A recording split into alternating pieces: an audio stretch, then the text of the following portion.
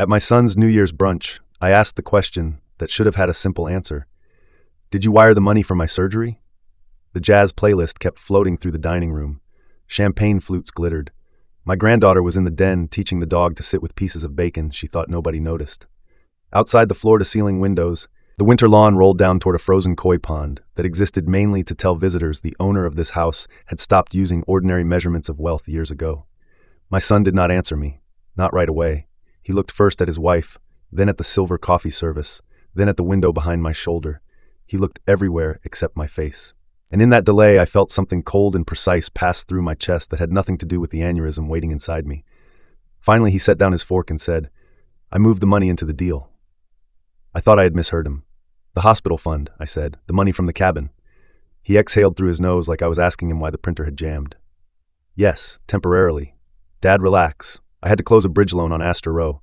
If the investors land next week, I'll put every dollar back before your procedure." His wife, Paige, went still beside him. 40 years old, perfect hair, perfect posture, hands manicured into a kind of permanent self-control.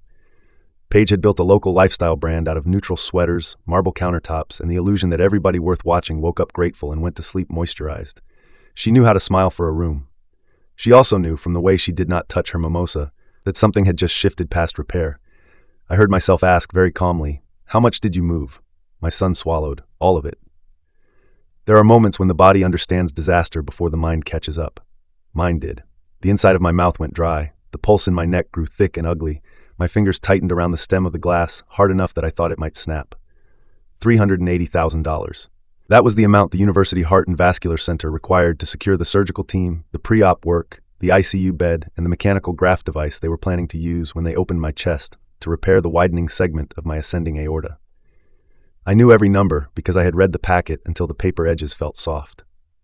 Once, in another life, I had been the kind of engineer who signed off on bridge load tolerances for the state. Men like me trust numbers because numbers do not flatter. Numbers do not comfort. They simply tell you how much weight a thing can carry before it fails. My body had reached that threshold in October. By Thanksgiving, the surgeon had stopped speaking in estimates and started speaking in windows. By Christmas, he had looked me in the eye and said, "Mr. Vale, this is not a condition to be managed. It is a clock." So I sold the mountain cabin Eleanor and I had kept for 32 years. It was the last place that still felt like a life built honestly. My wife had loved that cabin. Pine walls darkened by winters, a porch overlooking the lake, a narrow loft where our son, then 7, once built a cardboard city and insisted the flashlight under his blanket was a full electrical grid. When Eleanor died, I kept the cabin because selling it felt too much like admitting the world had already taken enough. But in November, I signed the papers, watched strangers photograph the dock, and told myself memory was not stored in lumber. That money was supposed to buy me time. My son had apparently converted it into leverage. Paige found her voice first. "Ethan," she said quietly. He flinched at her tone. That told me more than his words had. He had not told her everything. He turned back to me, palms open in a pose I recognized from his teenage years. It was the same posture he used after backing my truck into a mailbox, after lying about a failed economics class, after calling from college at 2 a.m. because a small misunderstanding with a landlord turned out to be 4 months of unpaid rent and a broken window. Open hands, calm voice, a performance of reason designed to drag other people into the emergency he had created. "Dad, listen to me. This is not what you think." It sounds exactly like what I think. No, it was strategic. I had money tied up. The lender was going to pull the line. If I lost Astor Row, the whole structure would collapse. I used your funds to stabilize the position. For a few days. That's it. "Your father's surgery money is not a position," Paige said. He snapped back at her too fast. "I know what it is." Then, to me again, softer. "I'm solving it. There are some lies that arrive wearing urgency instead of confidence. They are easy to miss if love is doing part of the listening for you. But love had just been struck clean through. I saw the sweat at his hairline, the tremor in his left thumb, the slight redness in his eyes that had nothing to do with champagne and everything to do with somebody who had not slept because the math was no longer bending his way. I also saw something else. He was not ashamed that he had taken the money. He was ashamed I had found out before he fixed it. That distinction ended something in me. My granddaughter Lucy appeared in the doorway holding a strip of bacon for the dog. 9 years old, dark curls, Eleanor's stubborn chin. She took one look at the table and sensed the pressure change. Children always do. "What happened?" she asked. "Nothing, sweetheart," Paige said too quickly. Lucy looked at me instead. I smiled because adults lie for many reasons, but children should not be asked to carry the temperature of a room they did not create. Can I borrow your dog for moral support? I asked her. That got a tiny laugh. She crossed to me, handed me the bacon, and pressed her shoulder against my arm, the way she had done at Eleanor's funeral, when everyone kept using the word celebration because they were afraid of grief in its plain clothes. I kissed the top of her head and stood. My son rose too. Dad, sit down, let me explain. I looked at him. Really looked. 41 years old, broad-shouldered, expensive watch. The same blue eyes Eleanor used to say made him look incapable of deceit. She was wrong. Or maybe motherhood is simply the last profession in which even intelligence can be overrun by hope. I do not want you explaining anything to me in front of your daughter, I said. Then come into my office. I don't think so. You're overreacting. That word. Not sorry. Not wrong. Not I panicked. Not I betrayed you. Overreacting. As though the problem here was not that he had taken the money meant to keep my aorta from splitting open, but that I had failed to appreciate the sophistication of his theft. I put the bacon on Lucy's plate and walked toward the foyer without raising my voice. Behind me I heard Ethan say, "Dad," then sharper, "Dad, don't do this." I kept walking. The hallway of his house smelled faintly of cedar and some expensive diffuser oil. Paige probably bought in bulk, with words like grounding and restorative on the label. Near the entry table stood a black and white framed photograph from his wedding. Eleanor should have been in that picture.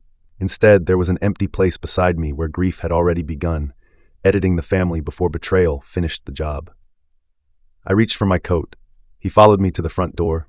"Would you just listen to the actual timeline?" he said. I turned then. "There is no timeline in which this becomes acceptable." He dragged both hands over his face. "I needed 72 hours. You had my money for how long?" Silence. "Not long. Just enough." That told me it was more than a few days. "Ethan, since December 12th, Christmas had come and gone. He had sat across from me under his own tree, passed me carved ham, accepted the hand-knit scarf Lucy had made, and asked about my next imaging appointment while the money meant to keep me alive was already buried inside whatever failing machine he called a deal. 3 weeks, I said. It was always coming back. "You do not know that." "I do. I have a commitment." "From whom?" He hesitated a fraction too long. That was answer enough. A spasm moved through my chest. Not pain exactly, more like a hot wire pulled tight under bone. The surgeon had described it once as the body's way of reminding me that a damaged vessel does not care how important the meeting is. Ethan saw my face change and stepped toward me. "Dad?" I put up one hand. He stopped. For one strange second, we stood there in his immaculate foyer like men at the edge of a bridge, both pretending not to notice the first visible crack. Then I said, "Do not touch me." His face changed. It was a small change. Not dramatic, not cinematic, but real. Until then, he still believed this was a family problem, a shouting problem, a persuasion problem. That sentence told him it had become something colder. I opened the door. Winter air hit my face sharp and clean. Behind me, he said, "You're acting like I wanted this." I looked back over my shoulder. "No," I said. "I'm acting like you did the math and decided I could wait." Then I walked out. The drive home took 27 minutes. I know because my dashboard clock glowed every few miles, and because when your life has just been reduced to collateral, time becomes visible in a new way. I did not turn on the radio. The roads north were quiet, neighborhoods half asleep under January light, spruce trees crusted with old snow, church banners still hanging from December, a man in a red jacket jogging with the confidence of somebody whose body had never betrayed him from the inside. At a stoplight near 17th, my phone rang. University Heart and Vascular Center. Of course. I answered on the second ring. "Mr. Vale, this is Nina from Surgical Coordination. I'm so sorry to bother you on the holiday weekend, but we still haven't received the wire transfer needed to lock your February 12th operating slot. The finance office flagged it this morning." There are moments when language becomes almost comically unnecessary. I could have told her my son had taken the funds, that the slot existed in the hands of a man who now treated my bloodstream like a negotiable extension on commercial property. Instead, I heard myself say, "I'm aware of the issue. All right. We just need resolution by Tuesday at noon, or the slot will be reassigned. Dr. Keating asked me to stress that the timeline matters." It does. If there's anything we can help with, please call. I thanked her and ended the call. Tuesday at noon, 2 days. I pulled over beneath a row of bare cottonwoods and sat with both hands on the wheel. The dogwood-shaped keychain Lucy made for me last spring tapped lightly against the steering column every time my fingers shook. That was when the anger came. Not hot, not explosive. A much more dangerous form of it. Engineering anger, the kind that does not throw dishes or pound tables, the kind that starts asking in what sequence the failures occurred. Because a disaster is almost never a single event. It is a chain, a sequence of tolerances exceeded, while somebody keeps saying the structure still looks fine from a distance. By the time I reached my house, I was no longer asking what Ethan had done. I was asking what else he had touched. I lived in a stone bungalow in Crestmore with a deep porch, a detached garage, and more memories than any one building deserves. Eleanor had chosen it because the kitchen window faced east and she liked morning light on honest surfaces. After she died, I kept the rooms mostly the same. Her blue Dutch oven still hung over the stove. Her gardening gloves still sat in the mudroom drawer beside seed packets whose seasons had expired years ago. I told people I had not changed much because I was busy. That was not the truth. The truth was I could manage an empty room more easily than a revised life. Inside, the silence felt unusually alert. That may sound foolish, but houses hold pattern, and when pattern shifts, age does not always dull your ability to feel it. I went first to the study. My father's roll-top desk stood under the window, scarred by decades of elbows and practical use. The metal lockbox where I kept estate documents, insurance papers, Eleanor's medical file, and the printed transfer instructions for my surgery fund sat on the lower shelf. It was closed, but the brass latch was turned the wrong way, not open, not obviously disturbed, wrong. I walked over, set my palm on the lid, and felt my chest tighten again, this time from something closer to certainty than fear. Inside the box, the plastic document sleeves were out of order. The folder labeled Vale Trust had been moved ahead of property deed. My notarized medical directive sat upside down, and the envelope containing the backup codes for my brokerage login was missing entirely. I stood very still. A younger version of me might have called Ethan then, demanded answers, offered him one final chance to confess before I escalated. That younger version believed confession mattered. At 70, with a weakened artery humming inside my chest and a son who had already chosen appetite over duty, I understood something simpler. People tell the truth most clearly through pattern, not apology. I opened the top desk drawer and removed the small notebook where I keep practical observations in black ink, blood pressure readings, contractor estimates, bird migrations I never remember from one winter to the next, dates Lucy visited, phone numbers written twice because I no longer trust digital memory the way everyone under 50 seems to. On a clean page I wrote, January 1st, asked Ethan at brunch if hospital wire had been completed. He admitted using full cabin proceeds in Astor Row development. Funds missing since December 12th. Hospital deadline Tuesday noon. Lockbox disturbed. Backup code envelope missing. Then I underlined the last two lines. Writing a thing down changes your relationship to it. So does calling it by its proper name. This was no longer a family misunderstanding. This was active damage. I went to the closet in the hallway and pulled down the canvas storage bin that held older electronics, cables, chargers, and devices Eleanor used to call my museum of obsolete confidence. Buried under a retired router and 2 external hard drives was a small matte black camera, no bigger than a shirt button. 4 years earlier, after a string of package thefts in the neighborhood, I had installed cameras at the front walk and garage. Later, after Eleanor's illness had made us wary of home health aides moving unsupervised through the house, I bought a few interior units too. Most ended up unused, but I kept them. Engineers do not throw away tools just because trust is having a good season. By 3 o'clock, I had 2 cameras charging on the kitchen counter. One pointed discreetly toward the study, another toward the mudroom entrance. At 3:23, the spasm returned, stronger this time. I sat at the table and waited it out with my blood pressure cuff digging into my left arm and the digital numbers climbing higher than Dr. Keating would have liked. Once it passed, I poured myself exactly half a glass of water, swallowed my medication, and looked at the sheet Eleanor had once taped inside a cabinet during her chemo. Rules for bad days. Hydrate. Sit before you fall. Tell the truth about what hurts. Do not confuse bravery with denial. I looked at the last line a long time. Then I picked up my phone and called the one person I knew who understood that family lies often wear paperwork before they wear handcuffs. I had not spoken to Irene Bell in almost 3 years. The last time was at her retirement party, where she stood in a navy suit under the fluorescent lights of a county conference room and accepted a plaque for 26 years with the Financial Crimes Division, as if they were thanking her for sorting index cards instead of dismantling professional predators who thought age made people easier to strip. Irene and I met in the aftermath of the Jefferson Overpass collapse in 2008. I was part of the Structural Review Board. She was tracing procurement fraud tied to substandard steel contracts. We had both spent 6 months listening to men in expensive shoes explain how a failure no one had intended had somehow benefited them enormously. There are friendships built from joy. Ours was built from evidence. She answered on the 4th ring. Bell. Irene. It's Daniel Vale. A pause. Then, well, either I've won the lottery or you finally found a reason to call people without blueprints in your hand. I need your eyes on something. Her voice changed immediately. How bad? My son diverted the funds for my surgery. Silence. Then much more quietly. Say that again. I did. She did not interrupt. When I finished, she said, Are you alone? Yes. Good. Stay that way for the next hour. Do not call him back. Do not accuse him by text. Do not log into anything from a device he's ever touched if you can avoid it. I'm coming over. It's New Year's Day, and apparently your son spent it committing elder exploitation. Put the kettle on. She hung up. The snow started at 4:15, fine and dry as sifted ash. I watched it gather against the porch rail while the house ticked through its winter noises. The cameras charged. The clock above the stove clicked minute by minute toward a deadline nobody but me and a hospital finance office fully understood. Irene arrived in a dark Subaru with a cracked left taillight and the same purposeful stride I remembered from every courthouse hallway she ever crossed. 71, short silver hair, black wool coat, reading glasses on a chain she wore like a threat. She carried a laptop bag, a paper grocery sack, and exactly the kind of expression you do not want entering your house if you are the person being investigated. She looked me over once in the doorway. "You look terrible. That's a warm reunion." "It's an accurate one." She stepped inside. "Tea first, then damage assessment." The paper bag held sourdough, canned soup, 2 oranges, and a small pharmacy's worth of common sense. Blood pressure monitor batteries, protein bars, a legal pad, extra pens, the sort of provisions you bring when you expect someone else's life to have become administrative. In the kitchen, I told her everything from Brunch to the lockbox. She took notes by hand. When I finished, she asked only 3 questions. Did he ever have authorized access to the account?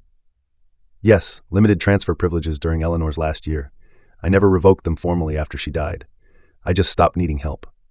Did you ever sign anything recently under pressure, medicated, or without reading? No. Has he started making comments about your memory, confusion, driving, or safety? That one caught me. Why? Because men who steal from aging parents often build a backup story. If the money trail surfaces, they pivot to capacity. They say Dad was forgetful.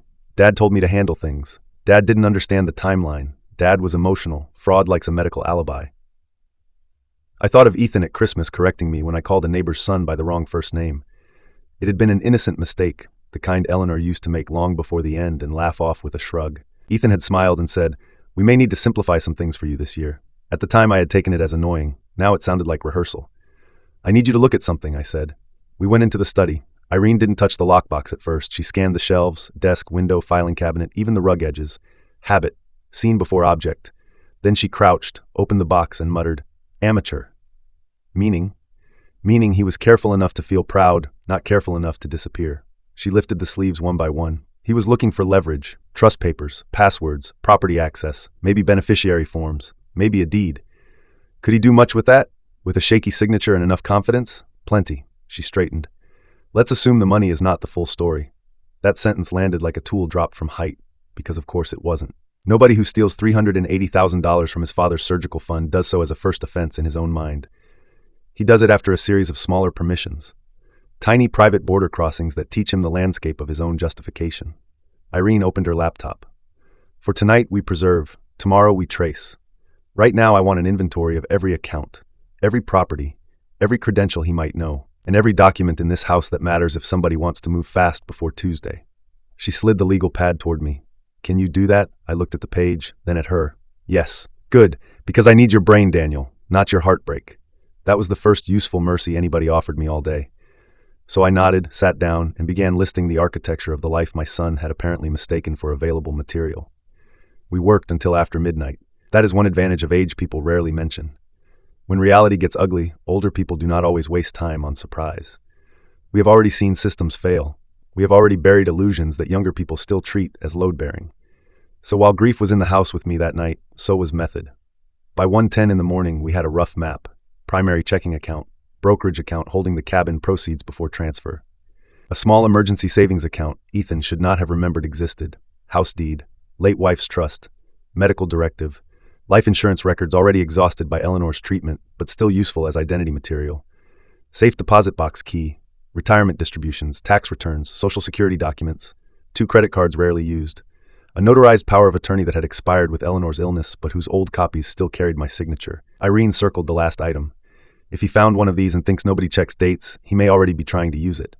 You think he's that reckless? I think fear makes thieves ambitious. She leaned back in the kitchen chair and studied me. Tell me about Astor Row. I rubbed at the bridge of my nose. Mixed-use development. Retail below, luxury condos above. He's been chasing it for a year. With his own money, with borrowed confidence and everybody else's patience. She snorted. There's the father speaking. I stared at the steam rising from my tea. He was not always like this. That sentence slipped out before I could stop it. Irene did not challenge it.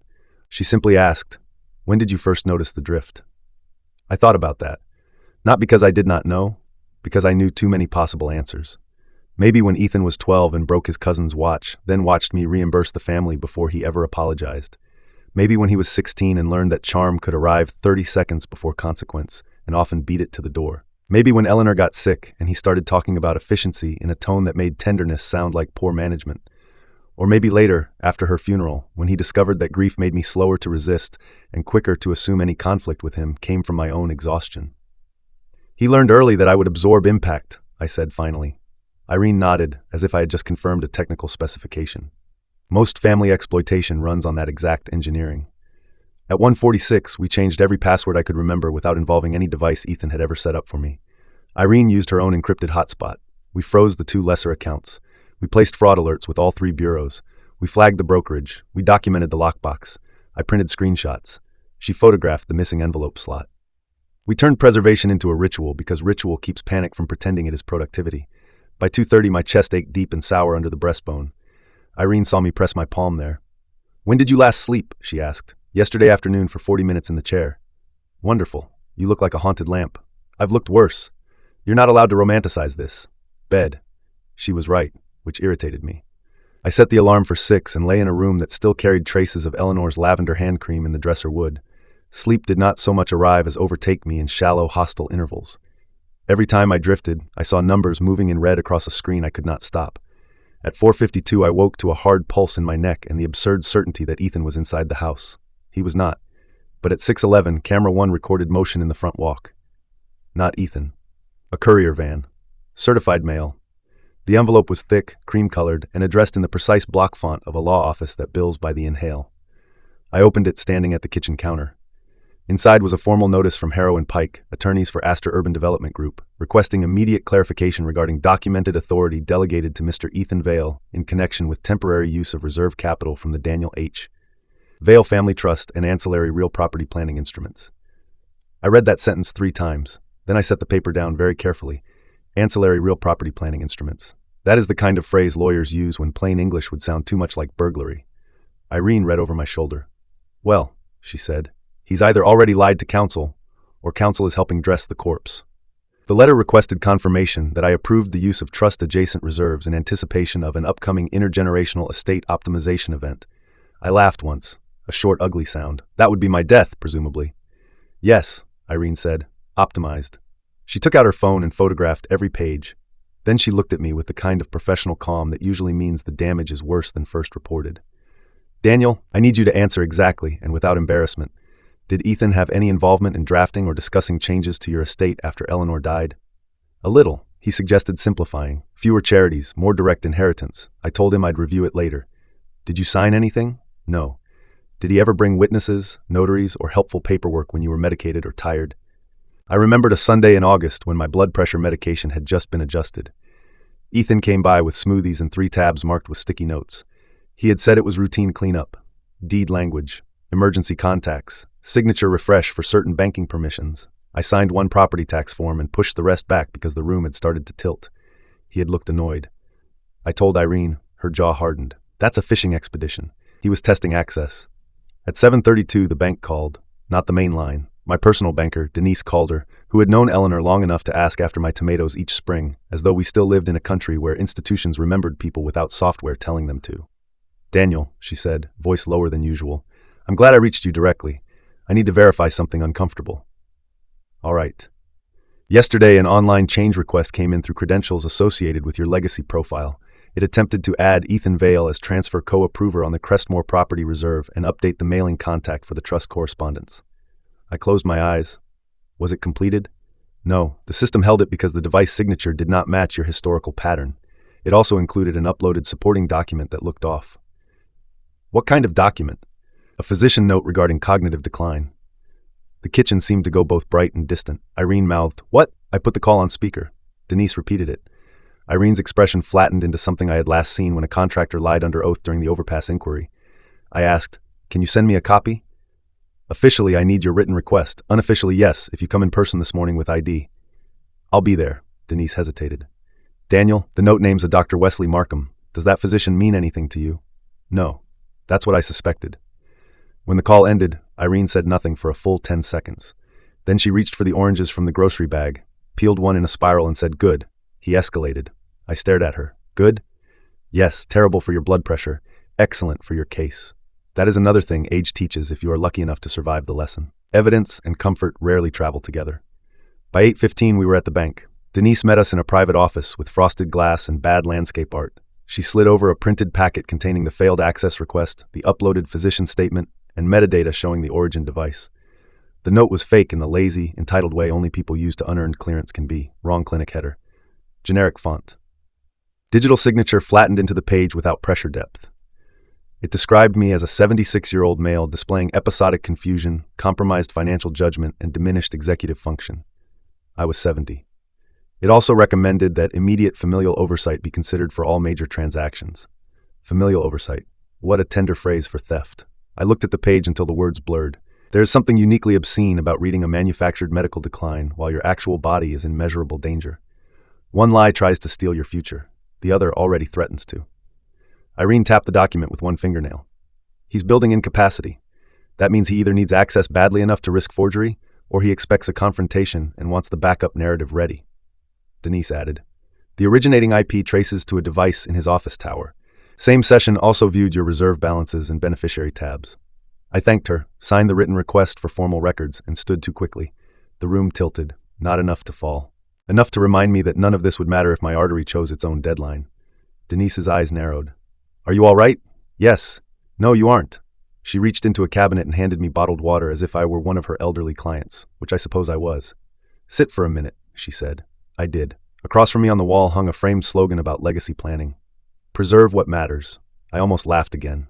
Preserve what matters. I had spent years assuming that meant assets, property, signatures, tax efficiency. Turns out it also meant preserving reality from the people most motivated to rewrite it. On the drive back, Irene fielded a call from someone named Tom Kessler. When she hung up, she said, I have you an appointment at 11 with an attorney who still remembers how to read a bank record without getting spiritually tired. I didn't say I wanted to involve counsel yet. You also didn't say you wanted your son forging medical decline notes, but here we are. She turned toward me in the passenger seat.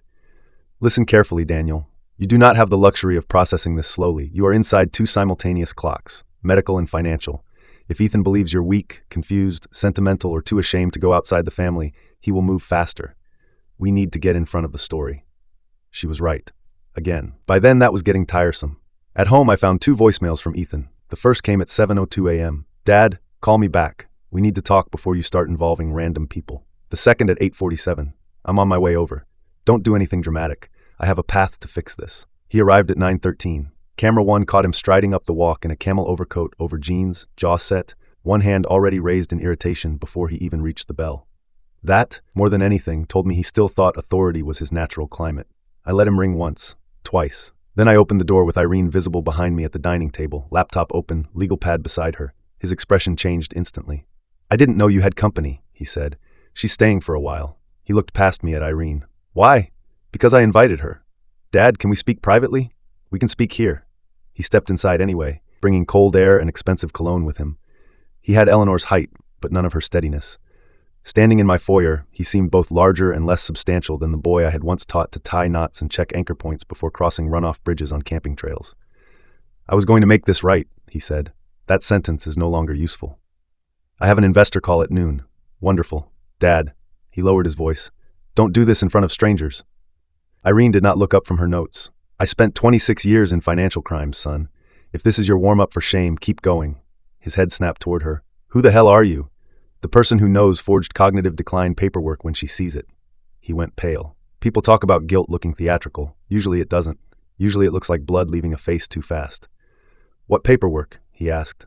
I held up the bank copy. He stared at it, then at me, then back at the page. For a second, I thought he might actually attempt honesty. Instead, he said, I never submitted that. Your office tower did. Someone on my team may have tried to pre-package authority language for estate planning.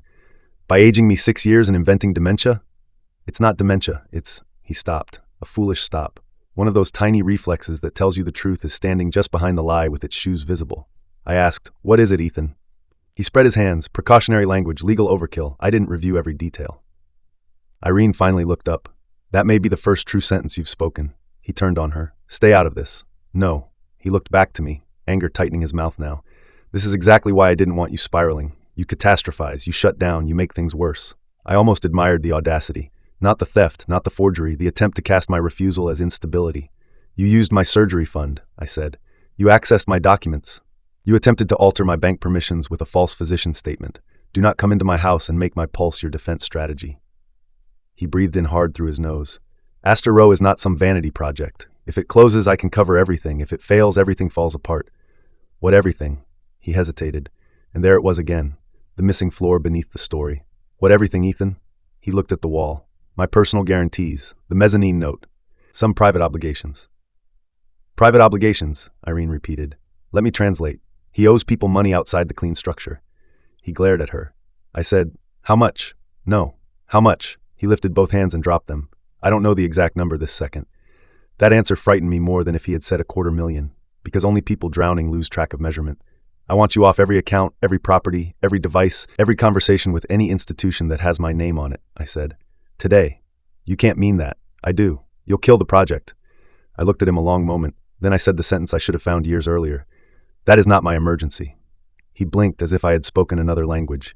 His whole life I had been the man who moved things to make impact easier on him. Covered deposits, co-signed apartments. Quietly paid one tax lien during the recession because Eleanor begged me not to let him start adulthood with a public stain. I called it helping. He called it physics. He had learned that if he pushed hard enough, I would absorb the force. Now apparently he was discovering material fatigue. He took one step toward me, please. A different tone. Lower, realer. I hated that part most, because buried inside the manipulator was still my son. An old love is quickest to mishear sincerity exactly when it is most expensive. I held the line, you need to leave. He stared at me for 3 full seconds. Then he said, if you blow this up, you will regret it. The house got very quiet, not because he shouted, because he didn't. Threats spoken calmly are like hairline cracks in glass, easy to miss, fatal if ignored. Irene wrote something down. I said, leave. He looked at her, at the cameras he had not yet noticed, at the study hallway, and then back at me. Some final calculation ran behind his eyes. Not grief, not remorse, risk. Then he turned and walked out. Only after the front door shut did I realize my hands were shaking visibly. Irene waited until the sound of his car had faded. Then she said, good, now it gets expensive for him.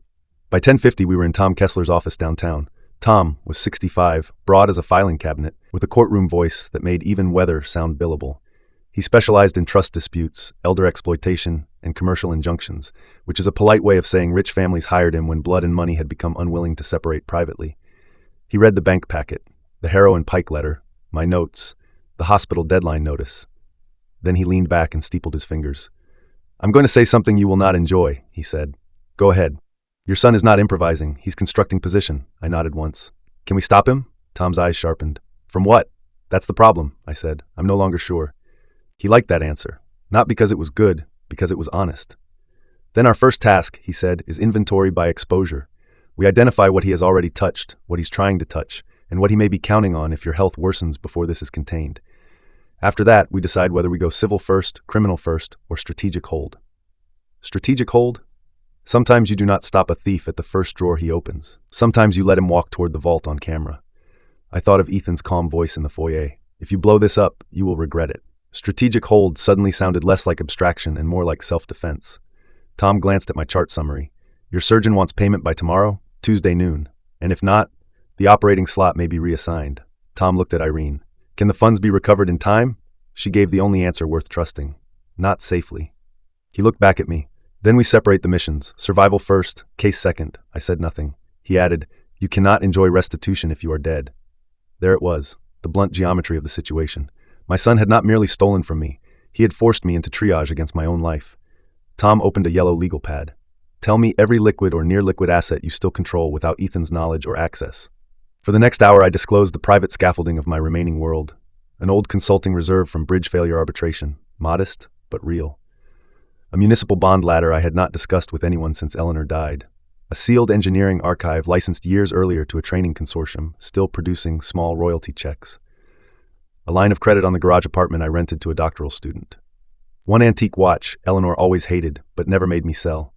A safe deposit box with war bonds from my father's estate. Tom listened, calculated, and finally said, we may be able to fund the surgery without touching anything Ethan expects you to use. I felt both relief and humiliation at once. The relief was obvious. The humiliation came from understanding I had spent 2 days thinking like a father when I should have been thinking like a man under attack. Tom saw it. Do not do this to yourself, he said. The shame belongs to the exploiter. Older parents waste years misfiling it. He turned a page. Now the harder question. If we secure your operation independently, do you want Ethan to know? That question altered the room. Irene answered before I could. No. Tom nodded. I agree. I looked between them. Explain, Tom said. Because right now he is acting under a critical assumption that your health makes you desperate, slow, and dependent. If he learns you have bypassed him and preserved your surgery date, he may retreat, delete, or repackage. If he does not know, he keeps moving, Irene added. And people like this almost always overreach when they think time is theirs. I sat with that. It felt monstrous, strategic, necessary, and monstrous. Tom leaned forward. Daniel, I'm not asking whether you want revenge. I'm asking whether you want proof strong enough to survive his excuses. I thought of the fake physician note, of the upside-down medical directive, of Ethan saying overreacting while my artery quietly carried its own weather toward rupture. Yes, I said. Tom nodded once. Then we proceed carefully, quietly, and with the understanding that this stops being family discretion the second your survival is secured. When we stepped back onto the street, the city looked offensively normal. People in wool coats, carrying salads, delivery trucks idling, a woman laughing into a headset as if January afternoons still belonged to ordinary errands. I felt suddenly older than the weather. Irene tucked her scarf tighter around her neck and said, lunch, then hospital, then we build. Before we reached the car, my phone buzzed with a message from Paige. Please call me when you can. I need to know how bad this really is. I looked at the screen, then at Irene. She said, that marriage may be our weather vane. I slid the phone back into my coat pocket. Then let's see which way it turns. Paige met me that afternoon at a coffee shop she would normally have considered too plain for her brand. That alone told me she did not want to be seen. The place sat on a side street near the hospital district, all mismatched wood tables and burnt espresso smell. Medical residents came in and out in navy scrubs with the speed of people whose 20s had been taken hostage by fluorescent lighting. Paige chose the back corner under a wall clock that ran 2 minutes fast. She was wearing dark glasses despite the overcast sky. When I sat down, she removed them. Her eyes were swollen. I'm sorry, she said immediately. For what? For not knowing. For maybe knowing pieces and telling myself they were normal. That was a better answer than most people give in the first hour of shame. I waited. She twisted her wedding ring once. He told me there were cash flow issues. Temporary, that one of the investors delayed. I knew he borrowed against something, but he said it was his reserve line. He never said it was your surgery money. He also filed a fake cognitive decline note with my bank. Her face drained. No. Yes. She stared at the table hard enough that I could see the effort it took not to cry in public. I had spent years finding Paige shallow, not evil, just curated. The sort of woman who understood how to make a staircase look accidental in photographs. But sitting there with no camera between us, she looked like what she actually was. A woman realizing her marriage contained rooms she had mistaken for walls. I need you to tell me the truth, she said. I just did. No, I mean all of it. Because he's telling me you're overreacting, that you're sick and scared and making everything catastrophic. That word again. The fact that he was repeating it told me he had practiced. So I told her enough. Not all. Enough. The missing money, the forged bank request, the lawyer's letter, the disturbed lockbox, the hospital deadline. I did not tell her about Tom. I did not tell her about the hidden assets. I did not tell her that from this point forward every useful piece of information would be treated like oxygen in a fire. When I finished, Paige whispered, "Oh my God." Then after a long pause, "He's been sleeping with his phone under the pillow for weeks." I said nothing. She kept going. "He says it's lenders, or zoning, or subcontractors. But 3 nights ago, he got out of bed at 2 in the morning and took a call in the laundry room. He said, 'You'll get your wire when I unlock the old man's reserve.' I thought he meant one of his investors." My throat went tight. "Did he say anything else?" "He said, the surgery makes him easier. Nobody wants to fight paperwork when they think they might die." The clock on the wall ticked once, then again. Some betrayals arrive as discovery. Others arrive as translation. Hearing what Ethan believed about my fear did not merely expose his plan. It translated my role inside it. I was not a father to him in this sequence. I was timing, an aging body, a frightened man, a soft target distracted by survival. Paige covered her mouth. I should have said something then. Yes. No comfort, no lie, just yes. She nodded once, absorbing the answer like she had earned it. Then she said, "What do I do now?" That question might sound selfish. It wasn't. It was the practical terror of someone suddenly aware that the moral floor under her own house may have been decorative. "Protect Lucy from adult conversations she did not create," I said. "Do not let Ethan use my health as a way to frighten her. Do not sign anything you do not read line by line, and if he asks what I know, tell him less than the truth." She frowned. "Why?" "Because I'm not done learning what he's willing to do." Something in my face must have conveyed more than the sentence did because she sat back slightly. "You're going after him." "No," I said. "I'm making sure he cannot keep treating my life like an adjustable date." Those are different things. Or at least they were then. We left separately. At 3 o'clock, I met with Dr. Michael Keating at the University Heart and Vascular Center. He was in his late 50s, broad in the shoulders, with a surgeon's particular mix of warmth and controlled impatience. Men like him spend years entering rooms where people hope he will disagree with biology. They learn to be kind without becoming decorative. He had operated on city councilmen, oil executives, school teachers, and one retired governor who later sent him Christmas cards as if a repaired chest created civic obligation. I trusted him because he never sold optimism by the pound. If he said a thing could hold, he meant it. If he said it could not, the sentence arrived stripped to function. He pulled up my latest imaging on the monitor. The aneurysm glowed pale against black like a flaw in cable under tension. This segment has grown again, he said. I know. I'm not sure you do. The rate matters. He turned toward me. Daniel, I need to say this clearly. We can negotiate insurance. We can negotiate payment plans. We can even negotiate scheduling if we absolutely must. What we cannot negotiate is what happens if this vessel tears. You understand that? I do. No, I need more than engineer nodding. I need actual understanding. His tone was harsher than usual. I appreciated it, so I gave him the answer he wanted. If it ruptures, I may not reach the operating room alive. Yes. He sat back. Good. Now tell me why my coordinator had to call you twice about payment. I had debated how much to say. In the end, I gave him the clean version. My son had transfer access. He misused it. The matter is under legal review. I am securing alternate funds. Keating looked at me for a long moment. Then he said, All right, you're not the first patient with a family member more dangerous than the diagnosis. That sentence should not have comforted me as much as it did. He continued, If finance gets a verified commitment by tomorrow noon, I can keep February 12th. If they don't, the slot goes to another case, and I may not get you back in for a week, maybe longer. A week is not acceptable. It isn't to me either. He leaned forward. So let me be blunt in my own turn. If the question becomes pride versus survival, choose survival and hate yourself later. I can work with angry living patients. I almost smiled. Understood. When I left his office, I found Irene by the elevators eating almonds from a zip bag she had probably rationed with military precision. Well, she asked, he wants actual understanding. Do you have any? Less than he deserves. She handed me the almonds. Then chew and walk, Tom called. By 5 p.m., the surgery funding plan was in motion. Tom had arranged a bridge secured not by the accounts Ethan knew, but by a combination of my consulting reserve, a rapid liquidation of the municipal bonds, and an emergency collateral pledge against the garage apartment. Denise at the bank moved with a speed that bordered on moral outrage. Somewhere in the machinery of forms and signatures, decent people still occasionally took offense on behalf of the vulnerable. At 6:10, the hospital finance office called to confirm receipt of verified commitment documentation. My operating slot was safe. I sat at the kitchen table after hanging up and felt something I had not allowed all day. Not relief exactly. A quieter, more unnerving thing. Space. Until then, every thought had bent around not dying before bureaucracy corrected itself. Once the procedure was secure, another truth moved into the available room. Ethan had still done it. Regardless of whether I survived, regardless of whether the money eventually came back, regardless of how much spin, stress, investment language, or frightened tears he used later. He had looked at the urgency of my body and decided his failing development was the better use of time. There are crimes law can measure, and then there are moral events that rearrange the floor under every memory attached to a person. This was one of those. That evening, Tom came to the house with 2 folders and a small metal lockbox of his own. Operationally, he said, setting everything on the table, we now separate your survival from your son's assumptions. He opened the first folder. Inside were revised estate directives, emergency contact changes, limited beneficiary holds, and a draft amendment to my trust that moved Ethan from presumptive primary heir to discretionary exclusion pending criminal findings. I stared at the language. Can I do that this fast? Very fast. In fact, your son may soon learn what real paperwork feels like. The second folder held a far less comforting set of tools. Preservation notices, potential restraining language, a draft civil complaint for conversion fraud and attempted elder exploitation, a memo for criminal referral, and at Irene's suggestion, a written chronology with timestamps so precise it read like the first half of a collapse report. Tom clicked open the metal box and removed 3 devices, a digital recorder, a GPS tag, a motion-activated camera no larger than a shirt button.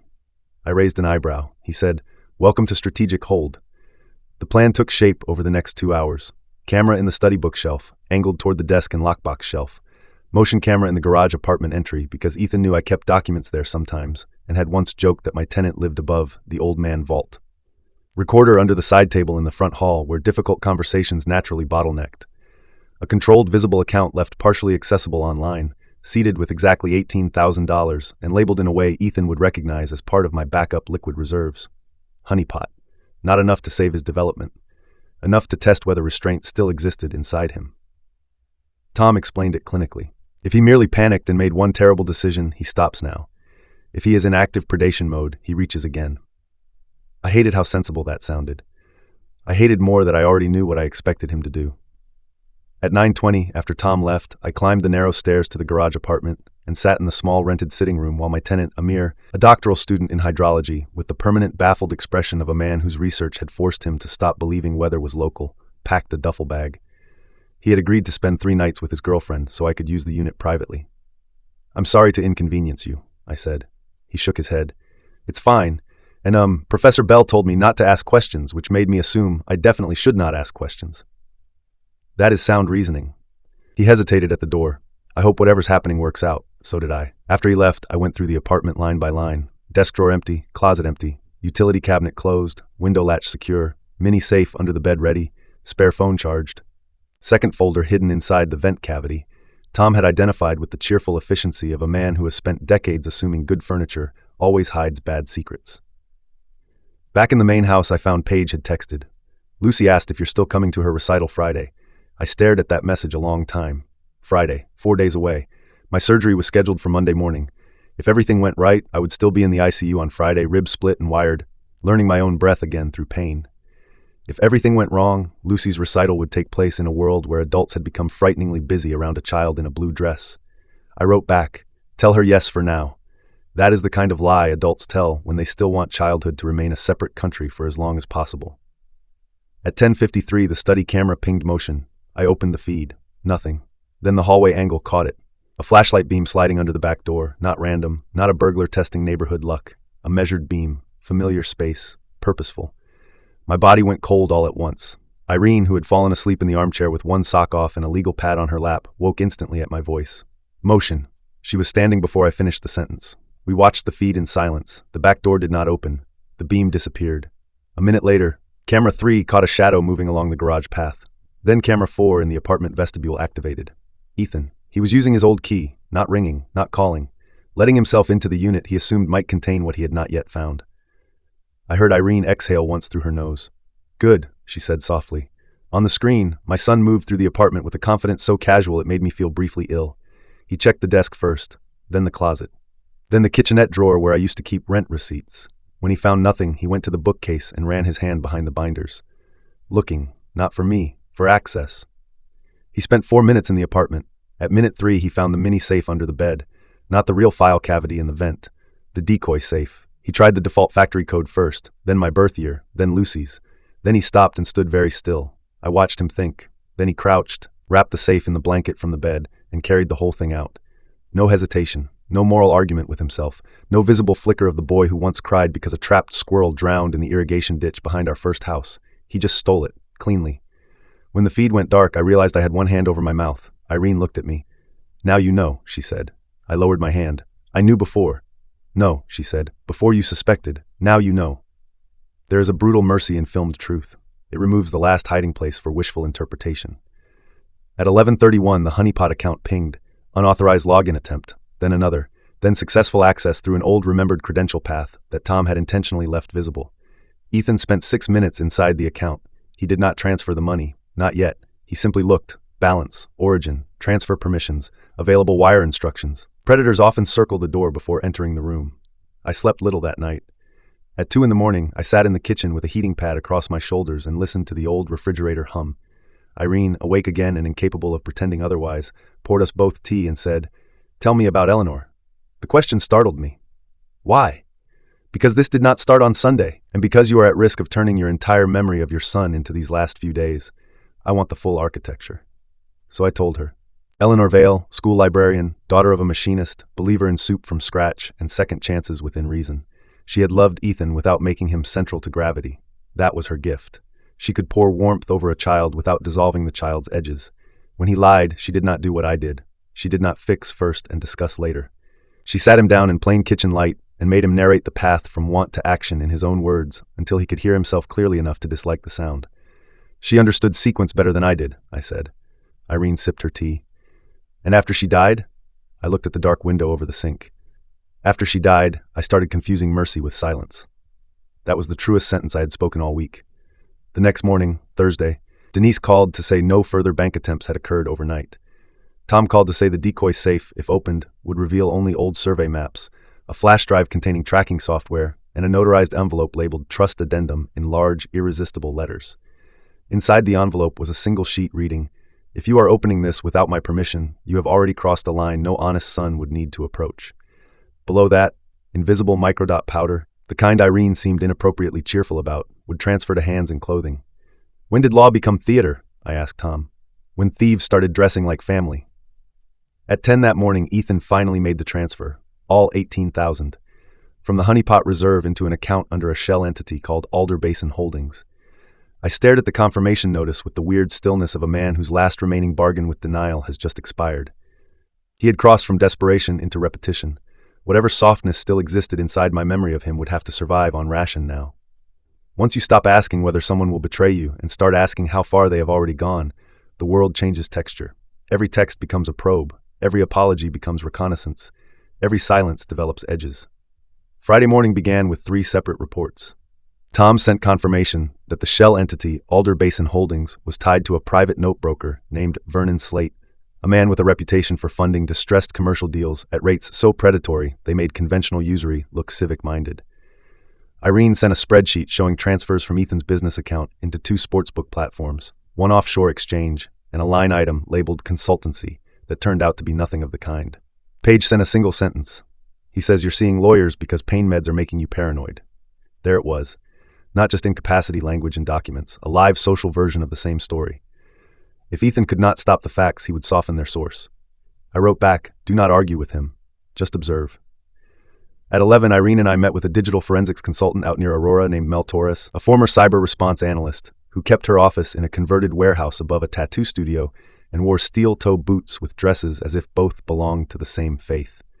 She took one look at the metadata from the bank request and said, "Your son's a confidence criminal with a business card." I suppose some people would have found that language extreme. I found it clarifying. Mel mapped the access chain from Ethan's office IP to a secondary laptop that had touched my legacy account credentials 3 times over the last month. The same session history showed searches for durable power of attorney templates, emergency probate acceleration, and ways to remove transfer holds after death notification. Death notification. Not surgery, not recovery, not cardiac outcomes. Death notification. There are phrases that split families more cleanly than arguments ever could. That was one. Mel kept going. He also queried Colorado elder capacity standards and how soon after hospitalization a conservatorship petition can be filed. Amateur research. Very search engine, but directed. I did not realize I had clenched both hands until my nails bit my palm. "He planned for my death," I said. Irene corrected me. "He planned for every version of your weakness." Death was only the cleanest. That was worse, because death ends need. Weakness remains available for management. Around noon, Tom called with another development. Ethan had contacted a notary who occasionally serviced Harrow and Pike's clients and requested expedited witnessing for urgent estate hygiene paperwork at my residence over the weekend. Tom had learned this because the notary, thank God for tired professionals with instincts, recognized my name from the conflict notice he had already filed and declined. I sat with that information a long time after the call ended. Weekend estate hygiene, another phrase dressed for dinner while carrying a blade. By then the question was no longer whether Ethan meant to take what remained. The question was whether he would stop short of physically placing himself inside my medical crisis if he thought the timing favored him. I asked Irene, "Do you think he would come to the hospital and try to sign as next of kin?" She did not answer quickly, which was answer enough. At 2:30, after years of school concerts, dance recitals, and one unfortunate third-grade percussion showcase that sounded like cookware under attack, I drove to Lucy's winter recital with a file of evidence in the trunk and an aneurysm in my chest. You might ask why I went. Because children measure love through attendance. And because whatever my son had become, I would not let my granddaughter learn in 1 week that adult catastrophe cancels presence. The recital took place in the auditorium of St. Helena Academy, where Lucy attended on a scholarship Paige liked to call earned and Ethan liked to call strategic. The parking lot glittered with SUVs and boots. Parents moved across the ice with coffee cups and camera bags, each wearing the mildly strained expression of people trying to look relaxed while holding folded programs and too many expectations. I took a seat 3 rows from the back. Paige arrived alone with Lucy 5 minutes later. Lucy spotted me immediately, grinned, and waved with both hands before remembering children in performance costumes are supposed to carry dignity like a plate. Her silver flats flashed under the hem of her blue dress as she half skipped, half floated over. "Grandpa, you came." "Of course I did." She leaned in to hug me and stopped mid-motion, careful of my chest because she had heard enough over the last months to know that some part of me now counted as fragile equipment. That little hesitation nearly undid me. "Mom said you had a lot going on," she whispered. "I do," I said, "and I'm still here." She nodded as if storing that sentence somewhere she might need it later. Paige stood beside us, composed for the room but exhausted around the eyes. "Ethan's not coming," she said quietly. I assumed. "He said he had a site meeting." Lucy, who was bending to retie one shoe, muttered, "He always has site meetings. Children keep records adults forget to fear." When she ran back to line up with the choir, Paige sat beside me. For several minutes we watched other people's children file into position. Then, without looking at me, she said, "He was in your garage apartment, wasn't he?" I turned. She still kept her eyes on the stage. "I found drywall dust on his coat sleeve Wednesday night," she said. "He said he bumped into a site panel. He wasn't at a site." "No," I said, "he wasn't." Her jaw tightened. "I don't want details right now. I just needed to hear whether my instincts were making me cruel." "They were making you accurate." She closed her eyes briefly. The lights dimmed. The choir director lifted her hands. Lucy stood in the second row, chin up, face bright under the stage wash. When she sang like Eleanor used to, not loudly, cleanly, as if the point of music was not performance, but steadiness. I listened with my hands folded over the cane I had started carrying in public, not because I needed it continuously, but because certain rooms become easier to navigate when strangers assume you deserve a little space. Halfway through the third song, my phone buzzed. Unknown number. I silenced it. It called again. I stepped out into the hall to answer. A male voice I did not know said, "Mr. Vale?" "Yes. This is Vernon Slate. Your son tells me you've become difficult." No introduction, no warm-up, just the sentence. "I don't know you," I said. "You don't need to. What you need to know is that Ethan's position becomes everybody's problem if it collapses. Men have money out. Timelines exist. Old people often underestimate how many moving parts depend on them staying reasonable. There are threats, and then there are businessmen who have spent so long monetizing pressure that they no longer hear their own language as criminal." I moved farther down the hall away from the children's artwork and winter wreaths. "My health is not collateral for your moving parts," I said. He laughed once. "At the moment, I think it may be." I hung up. Immediately, I called Irene. She answered on the first ring. "Record everything you remember," she said before I could finish. "Word for word, if you can. Tom's going to enjoy this." Enjoy was not the word I would have chosen. Useful, perhaps. Corrosive, certainly, but yes, useful. After the recital, Lucy found me in the lobby, flushed with triumph and holding a paper snowflake certificate whose grammatical optimism seemed unrelated to any measurable skill. "I hit the high note," she said. "You did. Did you hear it?" "I heard all of it." That was the truth. The high note, the lower harmony, the tremor in my own breathing during the applause when I realized how badly I wanted to live long enough to keep hearing unimportant, beautiful things. In the parking lot, Paige stopped before opening the passenger door for Lucy. "Whatever is coming," she said quietly, "please don't blindside her." I looked past her at my granddaughter tracing circles in frost on the rear window. "I won't," I said, "but I'm not protecting him from the consequences either." Paige nodded. "I know. That night, Ethan called 4 times. I let every call go to voicemail. His messages traveled a progression I had started recognizing as his behavioral staircase. Message 1, persuasion. "Dad, call me. We can fix this without turning it into a war." Message 2, grievance. "I cannot believe you're discussing family finances with outsiders." Message 3, panic disguised as offense. "The lender situation is getting aggressive because of the noise you're making." Message 4, anger stripped of costume. "If this project dies, you're going to take everyone down with you." Everyone. Always fascinating when predators use plural nouns to turn their appetite into communal necessity. At 9:18, the study camera caught movement again. Not Ethan this time. A man in a knit cap approached the side porch, looked directly at the window, and slipped an envelope under the door before leaving without knocking. Inside the envelope was a photocopy of a hospital discharge packet from Eleanor's final week. Across the top, in black marker, someone had written, "You couldn't save her either." I read it standing by the kitchen sink while Irene muttered a curse inventive enough to deserve registration. The packet itself could only have come from one of 2 places, my house or Ethan, because after Eleanor died, I had given him one duplicate binder of her records in case I ever needed help with insurance appeals and still could not bear to open everything myself. He told me once he had stored it in his office because his home file system was too emotional for death material.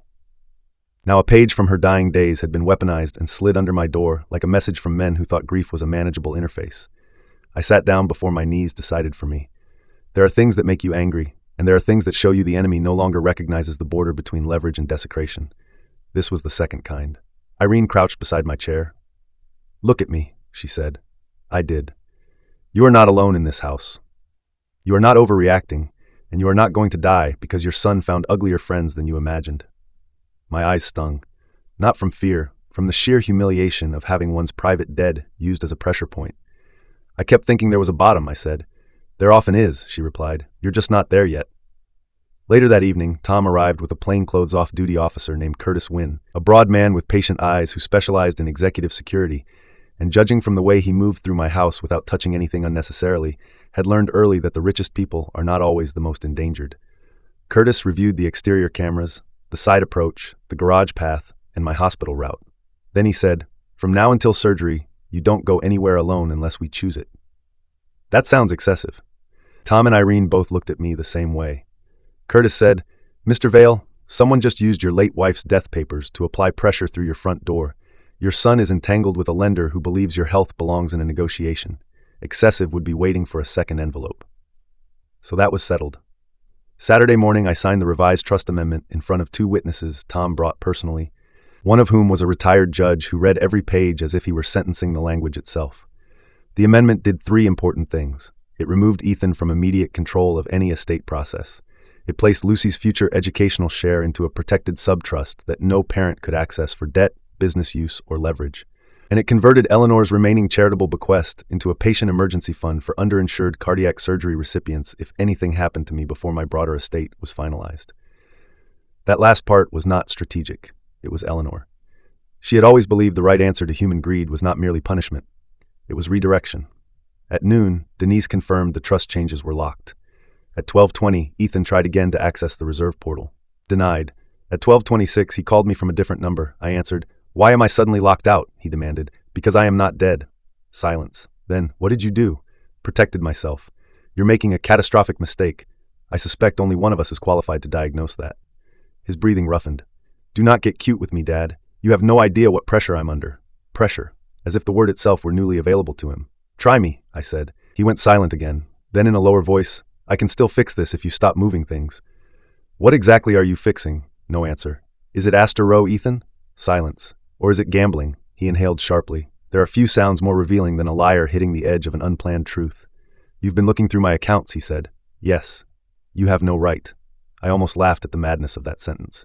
"My money, my records, my forged incapacity forms, my surgery fund. Explain again where your rights begin." He dropped the performance then.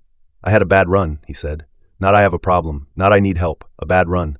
Language is the last refuge of the guilty. They crawl into smaller words hoping consequence will not fit." "How much?" I asked. He didn't answer. "How much, Ethan? 460,000? Yes." The room seemed to tighten around the edges, more than my surgery, more than the cabin, more than the bridge loan. This was not a temporary diversion, it was a crater.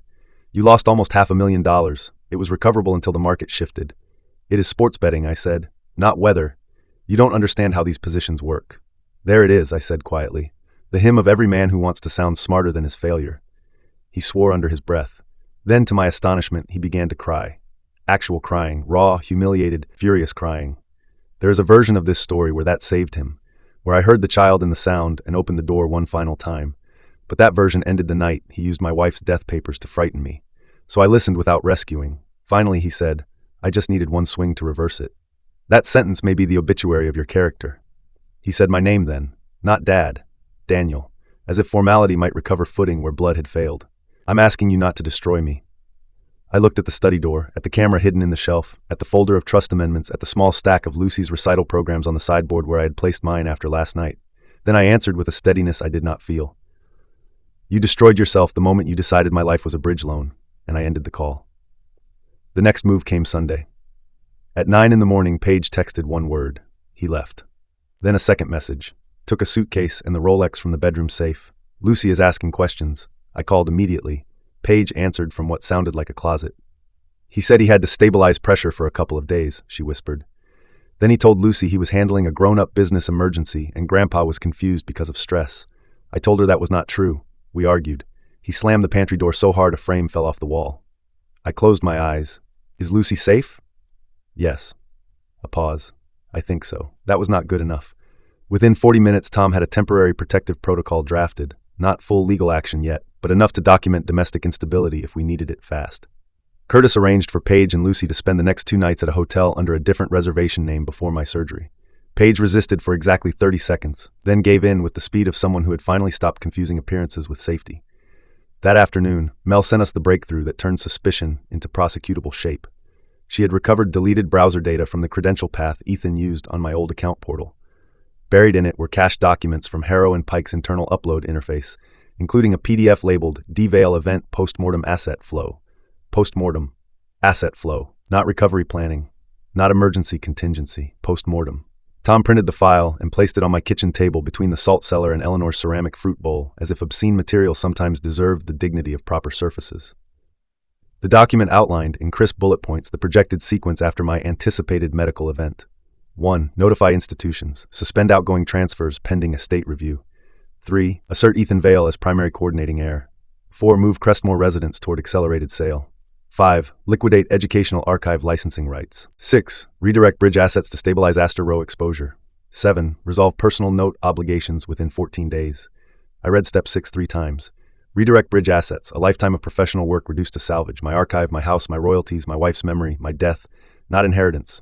Fuel. I set the paper down and said he wrote my obituary as a cash flow event. No one disagreed. The night before surgery, the house felt less like a home than a launch corridor. Not because I had become brave, because fear, when it passes a certain threshold, begins to sort itself into tasks. Curtis reviewed the drive route to the hospital twice. Irene packed a soft duffel with the kind of practical tenderness no one had shown me since Eleanor's last admission.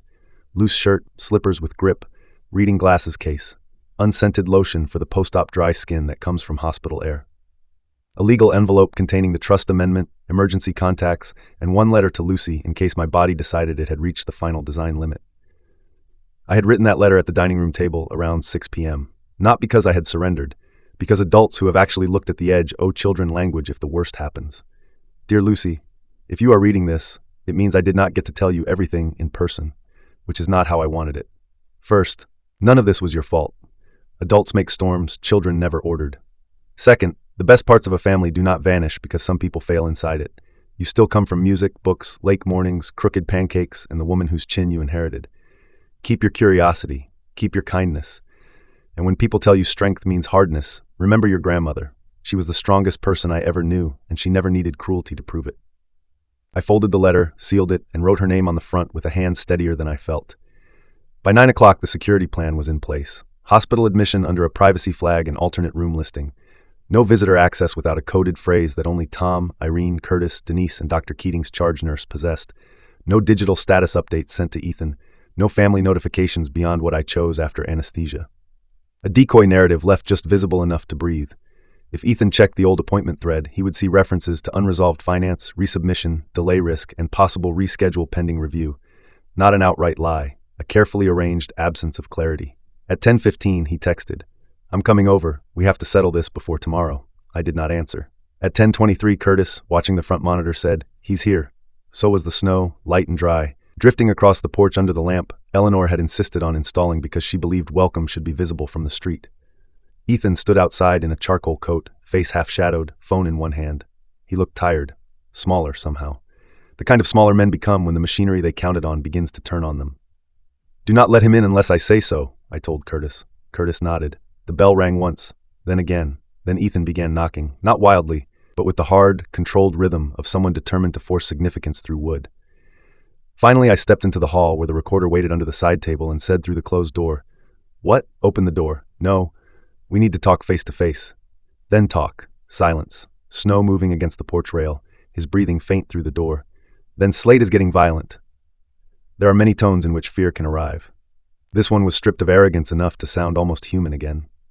"He sent someone to your house without my permission," Ethan said. "I didn't know he'd do that. Without my permission." Interesting line. Not "I'm horrified." Not "I tried to protect you." The objection was procedural. The violence had exceeded his managerial expectations.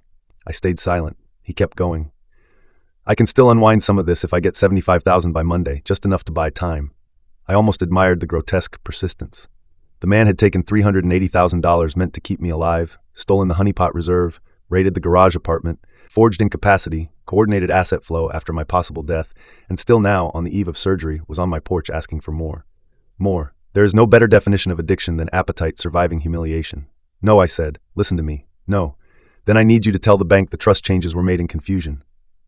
That made me laugh. I could not help it. A short, hard sound. You forged me into incompetence, I said through the door. And now you want me to perform it for you live. He hit the door once with the flat of his hand. Inside the hall, Curtis shifted his weight slightly. Ethan heard it. Who's in there? He demanded. People who are not going to help you. His voice dropped. You think bringing in lawyers and security makes you strong? It makes you look scared. I stepped closer to the door. No, Ethan, your behavior makes me look prudent. Silence again, then a different tone, one I had not heard from him in years. Dad, he said, softly, almost a child. You know me. I closed my eyes. That sentence is the last refuge of the exposed. Not what I did, not what I cost, not what I chose. You know me. As if the burden now lay on memory to overrule evidence. I answered with the only honest thing available. I knew who you were when you still believed another person's safety placed a limit on your appetite. I don't know this man at all.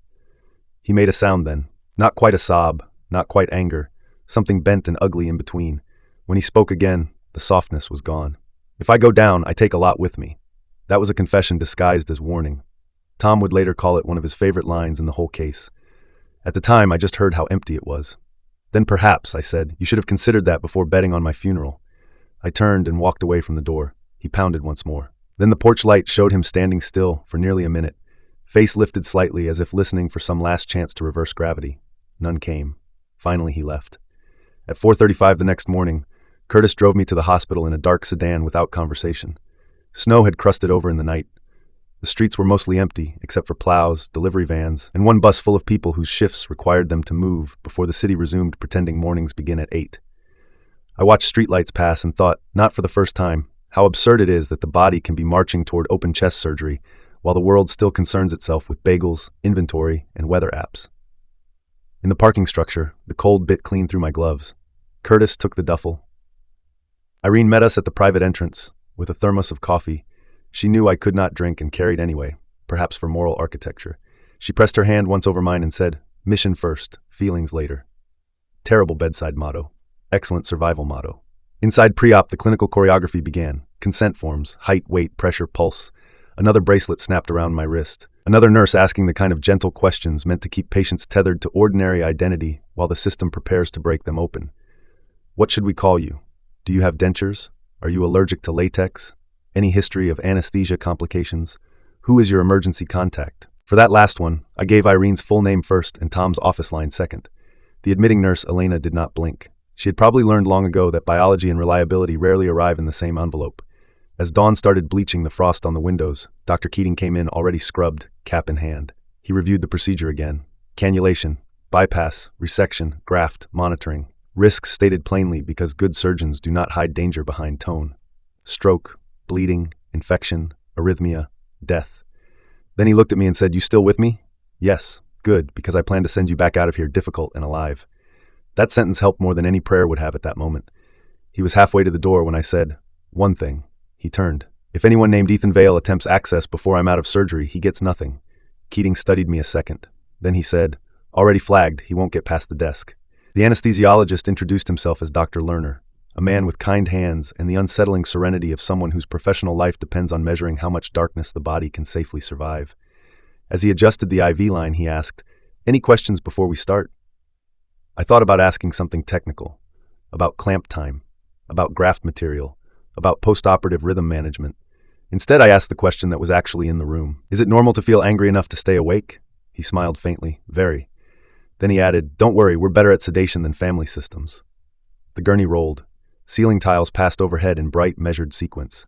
Every hospital transport reminds me of inspection catwalks under bridge decks. Lights, metal, echo, movement toward an area where people hope not to need names. As we entered the operating suite, the temperature dropped a few degrees. Stainless steel. Blue drapes, screens waiting, machines already breathing their own patient mechanical breath. I felt suddenly separate from the rest of my life. House, study, Lucy's recital program, Eleanor's mug still in the drying rack, Irene's legal pad, my son on the porch bargaining with a death he had not yet earned the right to fear. All of it receded. Dr. Lerner leaned over me. "We're starting." The sedative moved cold through the line. As the room softened at the edges, I heard one nurse say to another, "Privacy status remains locked. Family access denied unless coded." Good. Then the lights became one bright field. Then nothing. Coming out of open heart surgery feels less like waking and more like being reintroduced to pain in several dialects at once. The first thing I heard was not a voice. It was the new sound inside my body. A deeper rhythm. Not metallic exactly, just precise in a way flesh had stopped being. My throat burned. My sternum felt bolted from the inside. Every breath arrived as labor. Someone said my name, once, then again closer. Daniel, surgery's over. Stay with us. I opened my eyes into ICU blue light, monitors, blurred plastic lines, and a nurse with green eyes magnified slightly by a face shield. Good, she said when she saw I was tracking her. You're back. Back. It sounded generous. I had not gone anywhere pleasant. The next hours were morphine fragments, clipped instructions, ice chips, pain scales, blood pressure cuffs, and the strange indignity of needing strangers to help you cough because the body you arrived in has become structurally educational. At some point, Irene appeared at the edge of the bed in a disposable gown and cap that made her look like an irritable moon technician. Her eyes, however, were wet. You made it, she said. Apparently. Don't get smug. You still look assembled by committee. I would have laughed if it hadn't felt like punishment. Instead, I asked, anything happen? Her expression changed. Not darker, tighter. Oh yes, she said. Your son had a busy morning. Even through the morphine haze, that sentence cut a clean line. She leaned closer and spoke slowly. At 8:12 a.m., 40 minutes after I went under, Ethan arrived at the hospital main desk demanding access as next of kin. When denied under privacy hold, he became agitated and claimed I was confused, isolated, and being manipulated by outsiders. Security escorted him from the floor. At 8:51, he called Denise posing as me through a voice strained enough by panic to make the effort insulting. The bank did not cooperate. At 9:06, the honeypot transaction history showed an attempted reversal request through Alder Basin Holdings. Blocked. At 9:40, Ethan used the old office credential again to query whether death notifications had been posted to county records. At 10:15, Vernon Slate contacted Harrow and Pike, asking whether the old man was still operative. Operative. As if I were machinery delayed in shipping. I closed my eyes, not from weakness, from the sheer obscenity of hearing how efficiently my pulse had become a business variable while surgeons were still closing my chest. Irene took my hand lightly above the IV tape. Save your energy, she said. We got what we needed. That word again. Needed. I was too tired then to examine how much comfort it gave me. Recovery after surgery is a long education in proportion. How much an inch matters, how much a breath costs, how loudly a cough can ring through bone, how humiliating it is to need help standing after spending a career building things intended to hold other people up. Day 1, I learned the distance from bed to chair could feel like an expedition. Day 2, I learned the body resents survival before it appreciates it. Day 3, I learned the line between pain and anger is sometimes so thin you cannot tell which one is keeping you upright. On day 2, Tom visited with a slim folder and the particular expression lawyers wear when reality has become extremely billable for someone else. Good news first, he said, you are alive. Bracing originality. Second good news, Ethan is in free fall. He sat and opened the folder. The bridge lender on Astor Row had issued a demand notice. 2 investors, tipped by irregularities in collateral representation, had suspended their participation pending forensic review. Vernon Slate, angered by Ethan's inability to produce more funds, had begun contacting intermediaries in ways that made even Harrow and Pike nervous about staying attached. And most importantly, because of the trust amendment and evidence preservation, none of my assets could be moved without setting off legal response fast enough to strip the paint. I looked at the pages. Has he been charged? Not yet. Why? Tom closed the folder. Because right now he is still moving, and movement is evidence. There it was again. Strategic hold. Even in the ICU. Tom lowered his voice. Daniel, I want your answer while you're clear enough to mean it. We can file immediate and go for arrest on the money theft, the forged incapacity submission, and the garage apartment entry. Solid case. Or we can let him keep trying to save Astor Row and catch the full architecture in the act. If we do that, the collapse happens bigger and cleaner. I looked past him at the monitor, tracking my heart in green light. I had been cracked open, repaired, stitched, dragged back through anesthesia into a body now running on a graft meant to outlast the vessel nature had allowed. All because my son thought my timeline was negotiable. What does bigger and cleaner mean? I asked. Tom's answer came without decoration. It means he loses the project publicly, not just privately.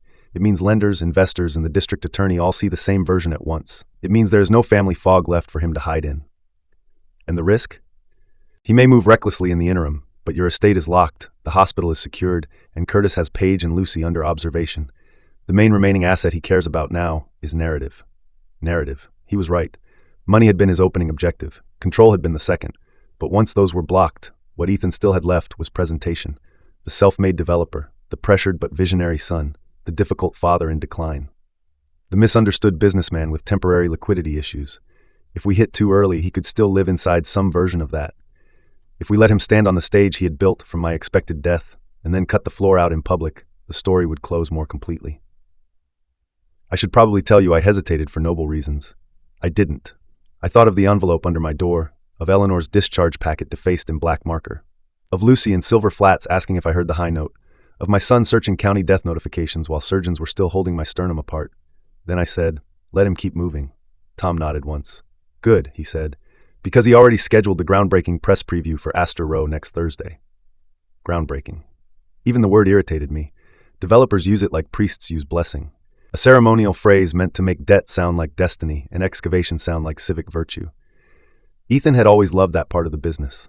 Hard hats with logos, shovels painted gold for photographs, press packets full of renderings where every future resident looked lightly successful and grateful for balconies. Apparently, he still intended to stand under a branded tent next Thursday and tell investors, reporters, and city officials that Astor Row represented the next chapter of urban living. Meanwhile, he had financed that chapter with my surgical fund and written contingency documents around my death. Good. Let him schedule the tent. The next 4 days passed in the narrowed, strange proportions of cardiac recovery.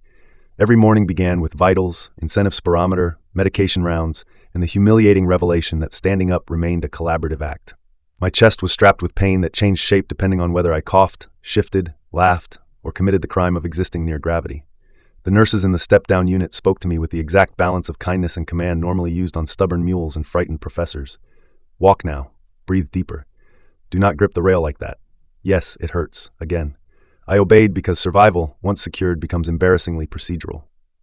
On Tuesday afternoon, Paige came alone. Curtis had cleared the visit. Tom approved it.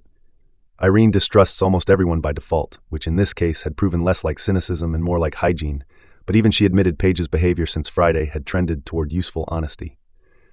Paige stood in the doorway of my hospital room, holding a paper bag from the bakery near my house. "They said you can't eat any of this," she said. "Then your timing is malicious." She smiled weakly and came in. For a while we discussed only safe things: Lucy's science fair project, the weather, the doctor's view of my recovery, the surprisingly authoritarian nature of hospital chairs. Eventually, the safer subjects ran out. Paige set the bakery bag on the windowsill and said, "I filed for temporary separation this morning." I looked at her. "Does he know?" "Yes."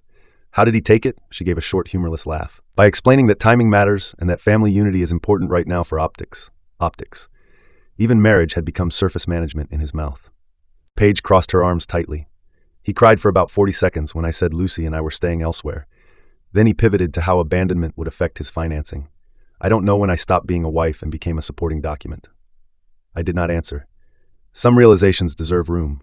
After a moment, she said, "I keep replaying the last 2 years.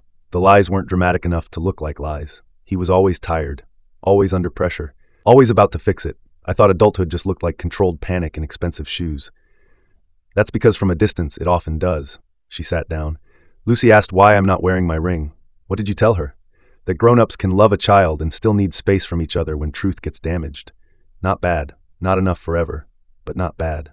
Paige looked at the telemetry monitor for a while, as though watching proof that my heart still occupied the world had undone some private certainty she had been carrying. Then she said, "He's telling people you postponed surgery because alternative treatments were being reviewed." I turned to her sharply enough to regret it in my sternum. "Who people?" "Investors. 2 reporters. At least 1 city planning contact. He told them you were resting and didn't want anyone agitating the family while he kept things stable." There it was. Narrative. He was already building the public version in which the old man was fragile, indecisive, and best managed by the competent son. "Did he mention finances?" I asked. "No. Just stress, age, complex family dynamics." I lay back against the pillow and stared at the ceiling. Complex family dynamics, a phrase people use when they want the smoke without ever naming the fire. Paige stood to leave, then paused. "What are you going to do Thursday?" I met her eyes. "I'm going to let him finish walking onto his own stage." She studied me a moment, then she nodded. "I thought so." On Wednesday morning, physical therapy informed me I was progressing with impressive irritation, which I chose to take as professional praise. By afternoon, I could manage 2 full hallway laps with a rolling cart and only moderate hatred for human anatomy. That same afternoon, Mel and Irene arrived with the kind of news that forces the mind to widen around fresh disgust. Mel had recovered a deleted voice memo from Ethan's synced business cloud. It was dated December 19th, 6 days after he took my surgical money. In the memo, Ethan was talking to himself the way some people do when panic needs an audience. "If Dad makes it to surgery before the bridge closes, I'm finished. If I can keep him in holding until the refinance clears, I can refill the reserve and nobody has to know. I just need him compliant. Not scared enough to go outside the family, just managed. Managed." There's a specific violence in that word when applied to a parent whose body is already unstable. Not helped, not protected, not calmed, managed. The memo continued. He always folds if I make it about burden. He hates being complicated for people. I can work with that. I asked Mel to stop the recording, not because I could not bear the rest, because I already understood enough. He had built a working model of me, my reluctance to inconvenience others, my widower's tendency to absorb trouble quietly, my shame around needing help, my physical vulnerability. He had not simply stolen from me, he had profiled me. That evening, Tom returned with the full operational plan for Thursday. Astor Row's groundbreaking preview was scheduled for 10:30 a.m. on a fenced lot in River North, where old brick warehouses had spent the last decade being translated into wealth for people who called industrial history authentic, while pricing out anyone who had actually lived near it. The event would include Ethan, Harrow and Pike Counsel, 2 private lenders, 3 prospective equity partners, a city council member hungry for ribbon cuttings, 1 architecture reporter, and a local business journal videographer.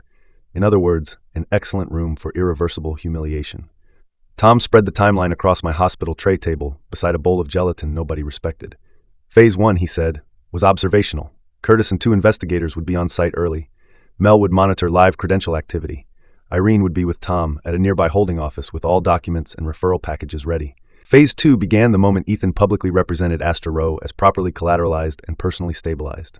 At that point, Tom would serve immediate civil papers for fraud, conversion, elder exploitation, false collateral representations, and injunctive relief tied to project assets. Simultaneously, Denise's bank compliance contact would notify lending participants on site that a protected elder funds dispute and falsified capacity documentation were now formally in record. At the same time, the district attorney's intake liaison, already pre-briefed by Irene through channels I did not ask about, would receive the criminal packet including the forged banknote, the garage apartment footage, the honeypot theft, the deleted death sequence queries, the voice memo, and the post-mortem asset flow document. That's not a strike, I said. That's an air raid. Tom shrugged. Your son made the regrettable decision to turn your expected death into a financing structure. I'm trying to be proportionate. I looked at the site map. Where am I in all this? Tom exchanged a glance with Irene. Then he said, that depends on how theatrical you feel. I should tell you I declined out of dignity. I did not. What are the options? He pointed. Option 1, I stay in the car nearby, invisible, while the legal machinery goes to work. Option 2, I appear after service, alive and ambulatory, which would destroy the narrative faster and increase reputational collapse. Option 3, I speak. There are times in life when restraint is the higher virtue. This was not one of them.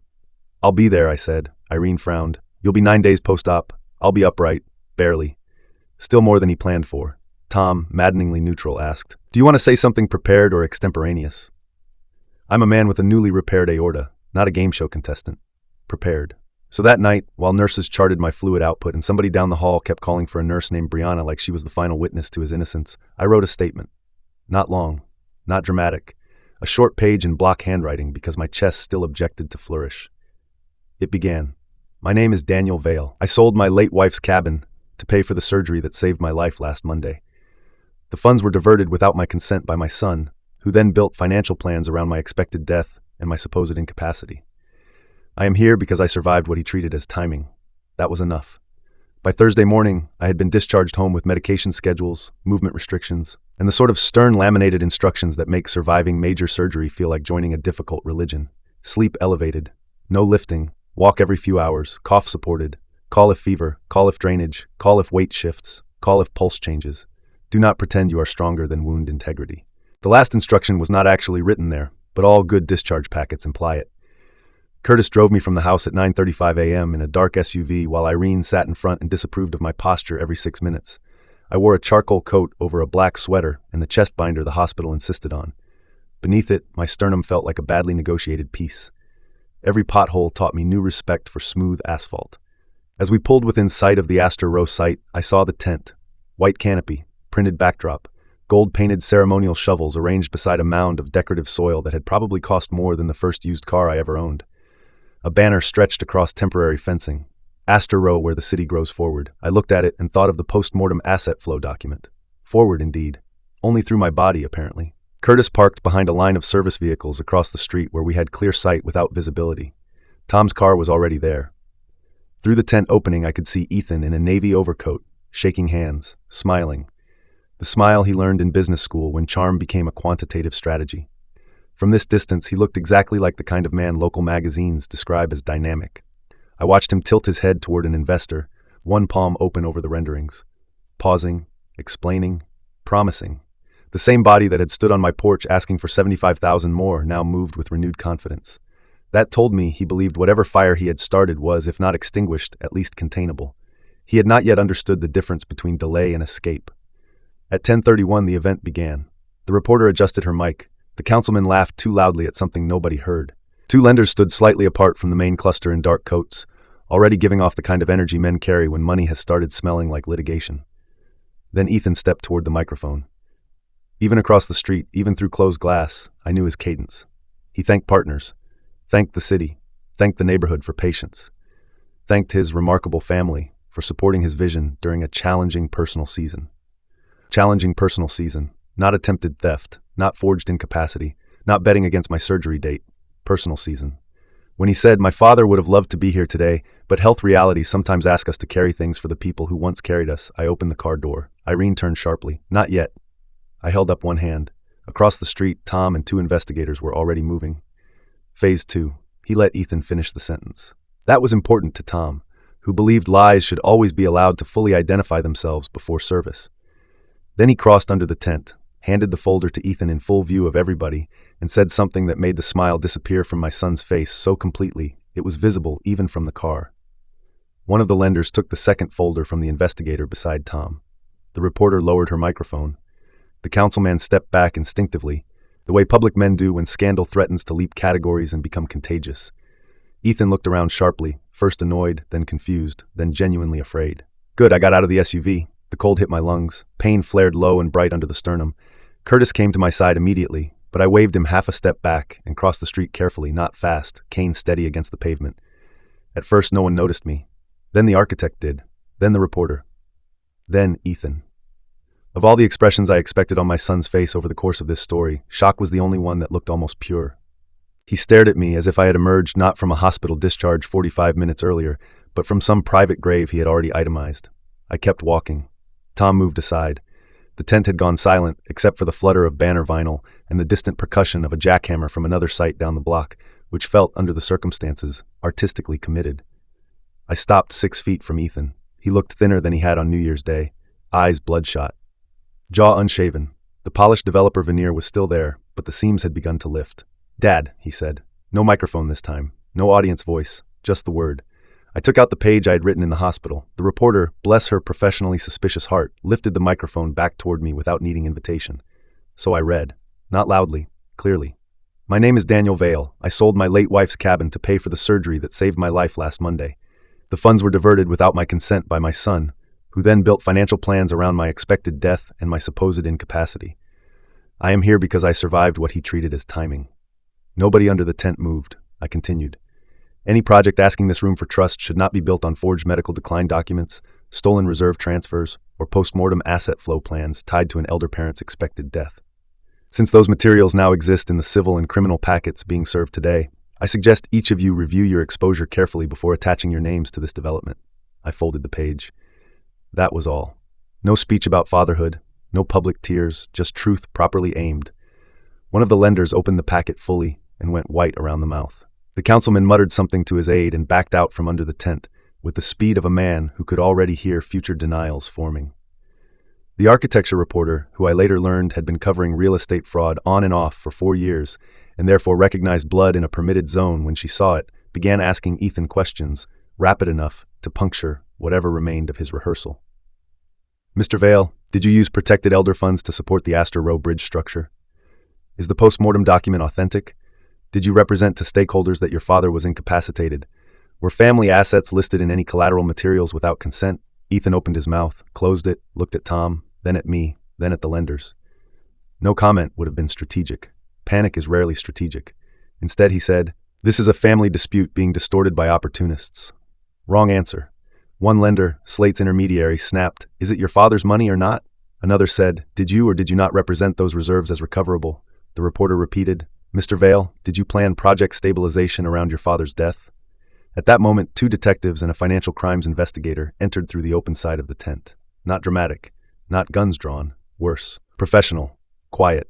The investigator spoke to Tom first, then to Ethan, who had gone so still he seemed briefly detached from his own body. Curtis stepped half in front of me without blocking my view. Ethan looked at the badge, then at me again. The exact moment he understood this was not a private storm, but a public record was visible. Shoulders dropping half an inch, color leaving the face, mouth softening around the edges, not from remorse but from structural collapse. He said my name once more. Dad. I wish I could tell you I felt triumph. I didn't. Not then. What I felt was something colder and more exact. Completion.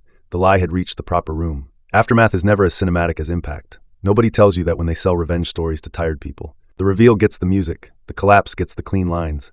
The guilty man under the tent gets the camera frame. But afterward comes paperwork. Hospital naps interrupted by signatures, muted phone calls, people explaining timelines and voices trained not to sound excited by your ruin. By noon that day, Astor Rose investors had suspended all participation pending formal review. The city planning office issued a hold on the project's public partnership elements. Harrow and Pike withdrew representation by close of business, citing material non-disclosure by client, which is one of those legal phrases that manages to sound both bloodless and delighted.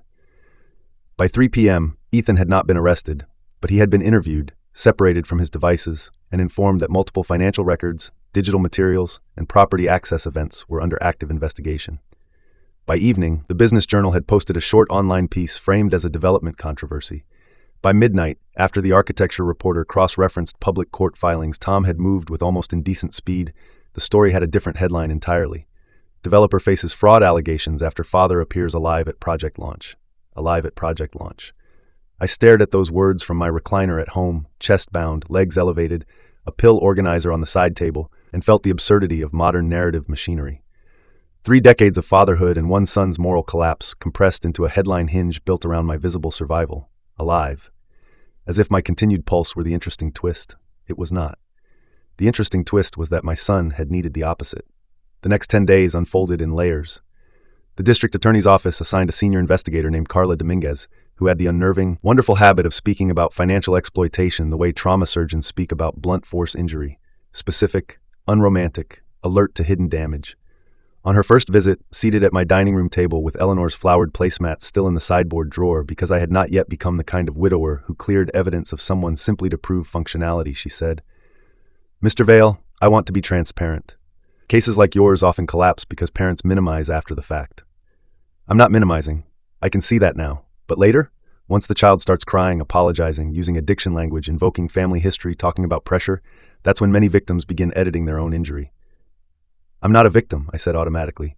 Carla leaned back slightly. "Yes," she said. You are. You are also competent, articulate, angry, and alive. None of those cancel the other word."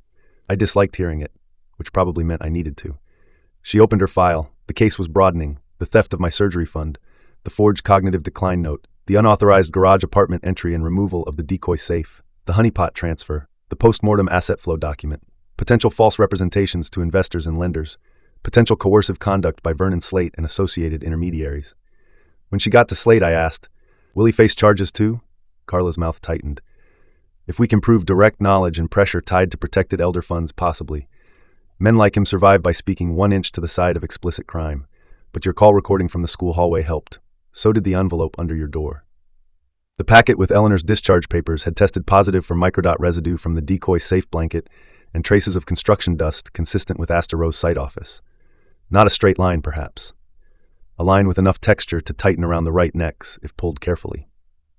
That weekend, Paige brought Lucy to my house for the first time since surgery. I had debated whether it was too soon. Then I remembered something Eleanor used to say when Ethan was small and frightened after storms. Children do not need perfection. They need re-entry. So I set up blankets in the living room, moved carefully, and let Lucy choose the film. She picked an animated movie involving talking foxes and improbably resilient baked goods.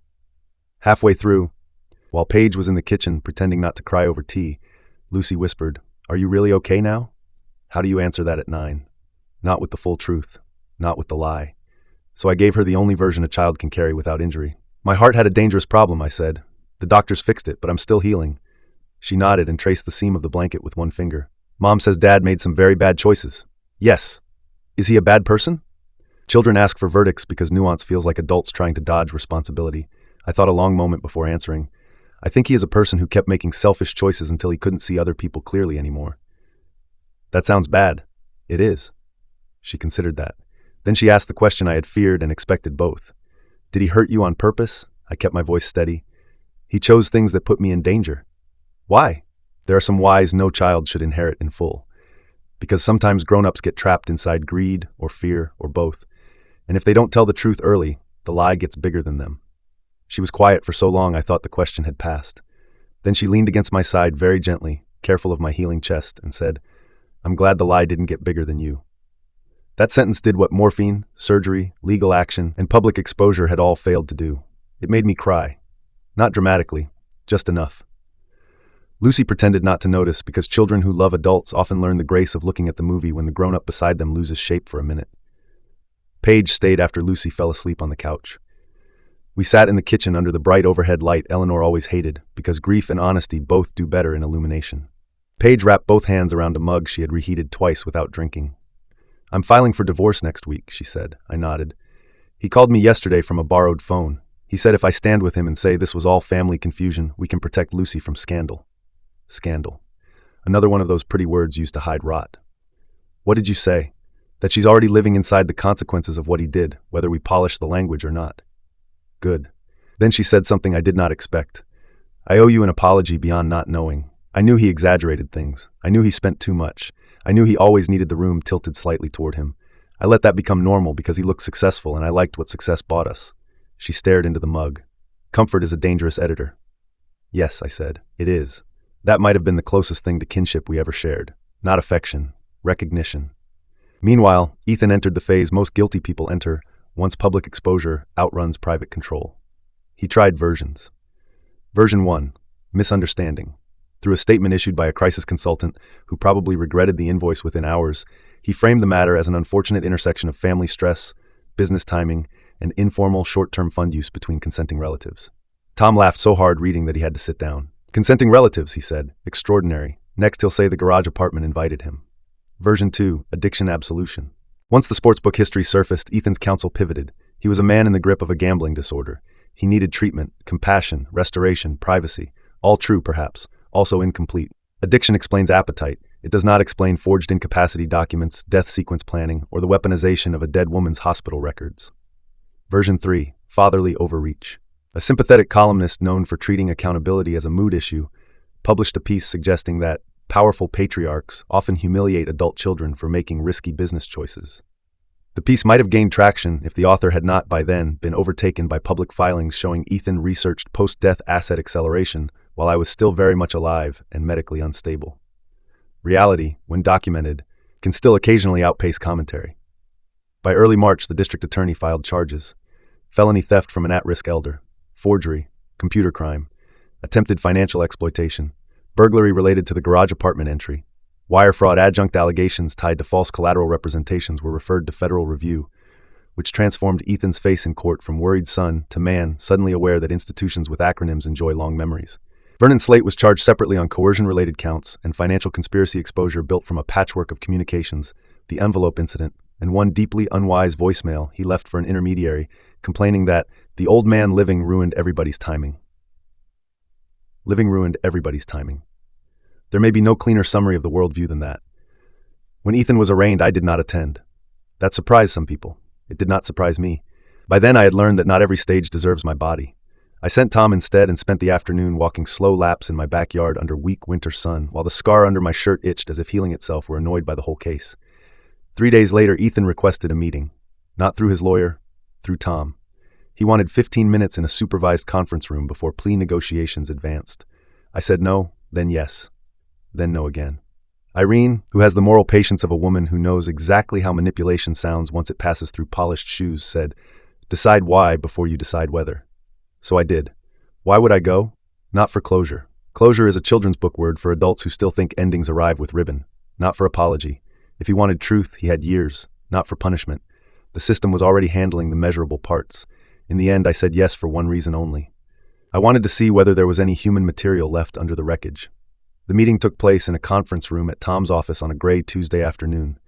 Glass wall, tissue box nobody touched, pitcher of water, 3 legal pads arranged with the optimism of people who think feelings become legible if stationery is adequate. Ethan came in thinner than before, suit rumpled, eyes hollowed in a way neither money nor grooming can fake. He had been in outpatient treatment for 11 days by then under a court monitoring order. He looked less dangerous than he had at the groundbreaking, also less alive. Tom sat at my left. Ethan's attorney sat opposite him, young and exhausted, the way public scandal often makes even private counsel look borrowed. For the first minute, no one spoke. Then Ethan said, "You look stronger." I almost stood up and left. Not because it was insulting, because it was small. Smallness in a room like that is a kind of moral smell. "I'm healing," I said. He nodded, looked down, tried again. "I know I don't deserve this meeting." "True," he swallowed. "I wanted to tell you I'm sorry." I waited. That's all. No rescue, no encouragement. Silence is an expensive mirror. People either speak into it honestly or start drowning in their own performance. Ethan chose the latter first. I was under so much pressure. Slate had people on me. The project was collapsing. Paige was pulling away. I was losing everywhere at once. There it was, a beautifully arranged pile of weather. Pressure, Slate, project, marriage, circumstances, everything except the central choice. I said, "Try again." He blinked. "What?"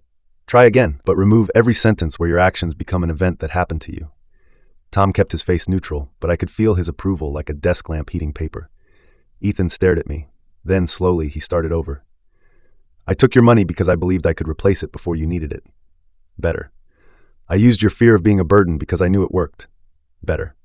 "I forged the banknote because I wanted access before you got help." Better. "I kept telling myself I was buying time, but really I was protecting myself from the consequences." There it was, closer to truth than anything he had said in months.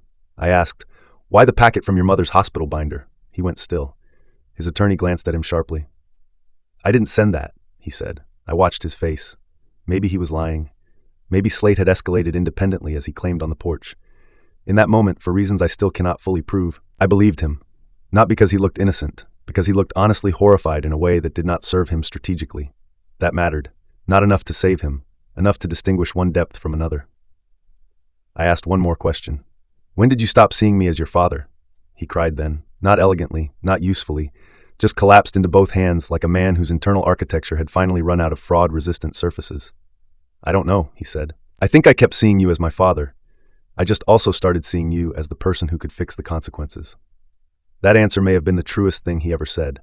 Not monstrous at first glance, which is exactly why it had done so much damage. He had not needed to hate me, only to downgrade me into function. When the meeting ended, he looked up once and asked, "Is there anything I can say that changes what you do next?" "Yes," I said. Hope flickered stupidly in his face. "Tell the complete truth in court," I said. "For once in your life, make honesty cost you more than deceit." Then I left. The plea hearing was set for April 22nd. Spring had started its dishonest season by then. Trees budding, morning light softening, tulips pushing up in yards belonging to people who had no idea how many respectable-looking men in their city had recently tried to convert one old man's pulse into collateral. My recovery had advanced enough that I could drive short distances again, though Curtis and Irene both acted as if allowing me behind a steering wheel was equivalent to handing fireworks to a recovering surgeon. The chest binder was gone. The scar ran stern and pink down the center of me, a seam no shirt could erase if you knew where to imagine it. I attended the hearing because some endings do not deserve delegation. The courtroom sat on the 4th floor of the county building, paneled in dark wood that had seen too many families discover institutions only after blood had already failed as enforcement. The air held the usual mixture of floor polish, paper dust, old HVAC, and nervous human salt. Tom stood beside me at counsel table. Irene sat directly behind us, in a navy suit and reading glasses, looking exactly like the sort of woman who might personally correct the court transcript if the facts drifted a fraction toward sentiment. Paige was there too, separate from both sides, wedding ring gone, expression composed into something sharper than grief and gentler than contempt.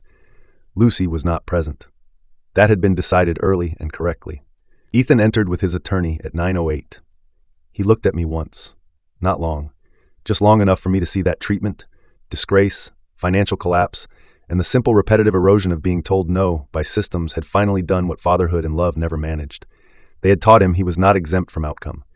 He had pleaded guilty to reduced but still serious counts under an agreement that required full allocution, restitution, intensive gambling treatment, probation conditions severe enough to shape the next decade of his life, and a permanent bar from any fiduciary authority over my estate, Lucy's educational trust, or Paige's assets during the term. Some people later asked whether I thought the plea was too lenient. Maybe. Maybe not. Law is not a revenge organ.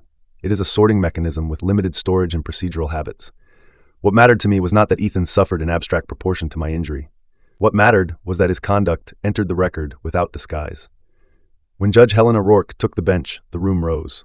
She was a woman in her 60s with iron gray hair, a voice designed for truth to stop fidgeting, and the exhausted moral clarity of someone who had spent decades watching people do their worst and still believed language should remain exact. She reviewed the plea terms, then turned to Ethan. Mr. Vale, I am required to hear in your own words what you did and why these pleas are factually supported. Speak clearly. Ethan stood. His hands shook. For one strange second, I saw him at 8 years old in a white shirt, standing on a chair in the cabin kitchen to recite a school poem while Eleanor mouthed the lines from the table so he would not freeze. Then the courtroom returned. He read from notes at first. That did not last. 3 sentences in, Judge Rourke stopped him. No, she said, not like that. I did not ask for a memo. I asked for your words. She was very good. He put the paper down. Then he told the truth. Not beautifully, not heroically, not with perfect ownership, but enough. He admitted taking the funds from my surgical reserve without consent. Admitted believing he could replace them after stabilizing his project and gambling losses. Admitted submitting false capacity materials to my bank in an attempt to increase access. Admitted entering the garage apartment and removing the safe. Admitted transferring the honeypot funds after the first theft was already in dispute. Admitted researching how quickly assets could move after my death.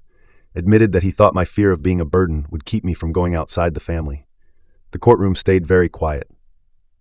There are moments when the ordinary language of wrongdoing does more damage than outrage ever could. I took the money. I forged the note. I entered the apartment. I moved the funds. I thought he would stay quiet. No adjectives, just structural truth. When he finished, Judge Rourke looked down at the bench file a long moment before speaking. Mr. Vale, there are crimes of impulse, crimes of addiction, and crimes of calculated exploitation. Yours sits at the intersection of all 3, which makes it both understandable in its human weakness and profoundly disturbing in its execution. Addiction did not draft false incapacity documents. Addiction did not prepare for your father's death like a liquidity event. Those were choices layered on top of compulsion. She turned a page. The court has also reviewed your treatment compliance, your plea, your cooperation, and the victim's stated desire for accountability over spectacle. Those considerations matter. So does the fact that had your father lacked hidden assets, legal support, and unusual resilience, this case might today be a homicide inquiry wearing more expensive clothes. That sentence traveled through the room like cold water. Then it was my turn. Victim impact statement. I had revised it 3 times. The first version was too clean, the second too angry. The third, I hoped, finally sounded like a man who had survived without turning himself into either saint or executioner. I walked to the podium slowly, aware of the scar pulling slightly under my shirt, aware of Tom's gaze at my shoulder, aware of Ethan sitting behind me, hearing the sound of my cane tip against the courtroom floor. That sound mattered more than the speech. It was the simple rhythm of continued existence. I placed 1 page on the podium and looked first at the judge. Your Honor, I said, my name is Daniel Hart Vale. I am 70 years old, a retired structural engineer, a widower, a father, and because of a surgical team and some people who refused to let me be managed into silence, I am also still alive. I let that settle. Not for drama, for accuracy. In my profession, failures were rarely caused by one loud event. They came from small, tolerated deviations, a skipped inspection, a hairline crack dismissed as cosmetic, a temporary overload everybody promised to correct later. By the time the bridge failed, the collapse had already been under construction for months or years. I turned slightly then, not fully toward Ethan, just enough. My son did not wake up one morning and become this case. He became it one permission at a time, one excuse at a time, one rationalized transfer, one concealed debt, one borrowed confidence, one delayed truth. I say that not to soften what he did, but to describe it honestly. Because if we pretend these betrayals appear fully formed, we learn nothing from them. I look back at Judge Rourke. He did not just steal money. He used my fear of illness as a tool. He tried to turn my age into a credential against me. He prepared for my death while I was preparing for surgery. He made my late wife's memory vulnerable to the same appetite that took the money. And he did all of it while speaking in the language of family, urgency, and temporary need. My throat tightened then, but not enough to stop. The financial loss mattered. The physical danger mattered. But what I lost most was a category of trust I will never fully recover. There is a particular damage in realizing your child has stopped seeing you as a person and started seeing you as available structure. I heard movement behind me. Maybe Ethan lowering his head. Maybe Paige shifting in her seat. I did not turn. At the same time, I said, I need the court to understand something else. This story did not end where he intended because other people did their jobs with honor. A banker paid attention. A retired investigator took me seriously. A lawyer moved faster than manipulation. Doctors repaired what urgency threatened to destroy. My granddaughter reminded me, without knowing it, that the future still contained music worth staying for. Accountability, therefore, is not only about punishment, it is also about naming what kept the damage from winning. I looked at Ethan then. Not to forgive, not to wound, to finish. I loved my son for 41 years, I said. That did not save him from becoming accountable, and it will not save me from grieving who he became. Both things are true. Then back to the judge. I am not asking the court for vengeance. I am asking for a sentence that tells the truth. That addiction deserves treatment. That exploitation deserves consequence. And that family is not a license to convert another person's vulnerability into strategy. I folded the page. That is all. When I sat down, Tom leaned toward me and whispered, "That was devastating in the best possible way." Judge Rourke took 15 minutes before returning with sentence. People often imagine sentencing as a theatrical peak. Usually it is more like architecture. Layers, conditions, prohibitions, numbers. A measured act of constraint. Ethan received a suspended prison sentence contingent on full compliance with 10 years of supervised probation, 30 months of monitored gambling treatment, financial transparency orders, community service focused on elder support services, and restitution totaling every documented loss plus legal fees related directly to the exploitation pattern. He was permanently prohibited from acting in any fiduciary capacity for me or for any trust involving Lucy during the term. He was barred from contact with Vernon Slate or associated entities. He was ordered to have no unsupervised contact with me unless I initiated it in writing after a minimum of 3 years. Some in the room may have found it soft. Judge Rourke did not. She explained why. Mr. Vale will spend the next decade living in the administrative remains of what he did. He will report, he will disclose, he will pay. He will sit in treatment rooms and support sessions and answer, again and again, how he became the kind of man who used his father's illness as a financing gap. Prison would incapacitate. This sentence is designed to expose and contain. If he fails once, I will revisit mercy with less enthusiasm. Then she looked directly at Ethan and added, "You built your life around appearances. I am sentencing you to maintenance of reality." That line was worth attending for. Outside the courthouse, reporters waited on the steps, held back by cold wind and the practical boredom of camera operators who had covered enough scandals to know most people answer badly when microphones appear after judgment. Tom asked if I wanted to speak. No. Then I thought of Lucy growing older in a world where headlines would still exist when memory softened. "Yes," I said. So I stepped to the side podium set up near the entrance and gave them 3 sentences. My son's addiction deserves treatment. His conduct deserved consequence. And for any older parent listening, love is not a reason to stay silent when someone starts using your fear, your age, or your health as a tool. That was enough. By evening, those lines had been clipped, quoted, debated, praised, attacked, flattened into social posts, and converted into whatever digital weather now does with human pain. I did not watch much of it. Public noise is just another way of delaying the private work. The private work began in May. I returned to the cabin road for the first time since the sale, not because I still owned it, but because grief unfinished tends to become superstition. The new owners had not yet moved in full-time. The property sat quiet under wet spring pine, dock bare, porch empty. I parked at the public pull-off above the lake and sat with the window open. This was where Ethan learned to fish badly, where Eleanor once spent an entire August teaching Lucy how to identify bird calls, even though the child mostly preferred throwing pebbles at the water and naming them after vegetables. Where I taught engineering summer workshops to local kids one year and watched Ethan, then 15, explain load paths to an 11-year-old as if he genuinely enjoyed making complexity kind. That memory hurt. Good memories always do after betrayal. People think the bad ones are the problem. They aren't. Bad memories cooperate. Good ones keep insisting on a version of the person you can no longer safely use. I sat there nearly an hour. When I left, I did not feel healed. I felt honest. That is different. In June, with the first restitution payment posted and the federal referral still pending over certain investor communications, Tom finalized the last major estate revisions. The Cressmore house would remain mine for life. If I died, Lucy's educational trust would activate cleanly and independently. A cardiac emergency fund in Eleanor's name was formally established through the hospital foundation, seeded first by the liquidation of the antique watch, later by part of the civil recovery. I called it Eleanor's window because she always believed panic narrows people and care should widen the room again. Dr. Keating, when I told him, took off his glasses and said, "Your wife must have been formidable." She was. You did right by her. I thought about that after he left. For months I had framed everything through Ethan, his theft, his manipulations, his collapse. But the quieter truth was that a large part of my refusal had not been masculine pride or even self-preservation. It had been Eleanor, not in some sentimental ghost sense, in the ethical architecture she left behind. Tell the truth early. Do not let comfort edit what matters. Kindness without boundaries rots into permission. She had taught those lessons for years. I had simply become willing to hear them after it nearly cost me my life. Summer arrived slow and golden. My walking distance improved. The scar lightened from angry red to firm rose. Food began tasting like intention again instead of chemistry. I learned the new rhythm of my repaired chest, the occasional odd click when I shifted too quickly, the fatigue waves that still arrived without warning. Survival, I discovered, is less like a victory march and more like moving into a rebuilt house where every familiar room has slightly altered acoustics. Lucy started visiting on Wednesdays, just Wednesdays at first, then Saturdays too. We planted tomatoes badly, read detective novels on the porch, built a ridiculous cardboard city in the living room one rainy afternoon, and when I saw the flashlight grid under the blanket roof, I thought of Ethan at 7 in the cabin loft and had to excuse myself to the kitchen for a full minute. Grief does not respect moral sorting. It comes for the guilty and the innocent memories alike. One Wednesday in late July, Lucy asked if I wanted to see her new bank account notebook. Paige had started teaching her small money habits after the divorce filing moved from paperwork to actual life management. Inside the notebook, Lucy had made 3 columns: spend, save, give. The handwriting leaned hard to the right. Mom says money is a tool, she told me very seriously, but it gets weird when people start asking it to do jobs it can't do.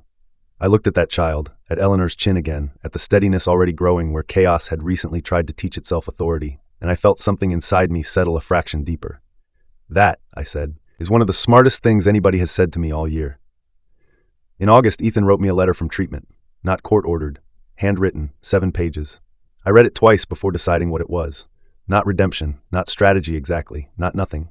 He described the first lie, not the theft. Earlier, the lie to Paige about a small win covering a small loss. The thrill of almost recovering. The private belief that one correct outcome would erase the path to it. The way shame didn't stop him, only drove him to seek a faster reversal. The way success in development had trained him to view delay as solvable and exposure as negotiable. The way I, his father, became over time less a person than a reserve system in his mental model. He wrote, I did not wake up intending to become a son who could do this. I became him by constantly choosing the version of reality that protected me for one more day. That sentence was honest enough to hurt. I did not write back. Not because I wanted him in pain, because truth is not the same as restored access. In September, the divorce finalized. Paige moved with Lucy into a smaller house with ordinary windows and a backyard that sloped badly after rain. She said she liked it because nothing in it had been chosen to impress anybody. I helped hang curtain rods slowly and with more instruction than labor, which irritated me until Paige reminded me I was still under lifting restrictions according to everyone except my ego. We developed a kind of peace, not family in the old sense, something more adult and less decorative. 2 people who had been forced by the same man's collapse to become more truthful than comfort preferred. The Federal Review eventually concluded without separate prosecution because the investor exposure untangled inside state remedies, and Ethan's plea cooperation extended farther than I expected. Vernon Slate, however, fared worse. He took a plea on coercion and conspiracy counts that ended his lending operations and, more importantly to him by all accounts, ended the illusion that he was too peripheral to stain. When Tom told me, he said, "Congratulations, you improved the business climate by accident." I did not celebrate, but I slept well that night. Autumn returned almost exactly a year after Dr. Keating first used the word clock. The maples on my street flamed red. The tomatoes failed honorably. My stamina improved enough that I could spend full mornings in the garage sorting old engineering binders and deciding which materials to donate to the university archive. One Saturday, Lucy found a box of bridge models Ethan and I built together over 15 years. Popsicle stick trusses, foam board load tests, mini cable stayed towers with thread lines and coins for weight. She held up one lopsided bridge and said, "Did Dad make this?" "Yes. It's kind of bad." "It is." He was 12 and impatient. She looked from the bridge to me. "Can I keep it?" That question stopped me.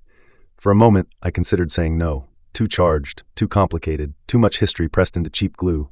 Then I realized what she was really asking. Was every part of him ruined? Could any memory be kept without betrayal? Did love lose all salvage rights once truth entered court? "Yes," I said. "You can keep it." She smiled, relieved by permission she could not yet explain. That evening, after she left, I sat alone in the study and looked at the shelves where the hidden camera had once been. The room was ordinary again. Lockbox sorted, files restored, passwords changed so often even I sometimes resented myself. The legal pads were gone, so was the adrenaline that had become, for a while, a second circulatory system. What remained was quieter.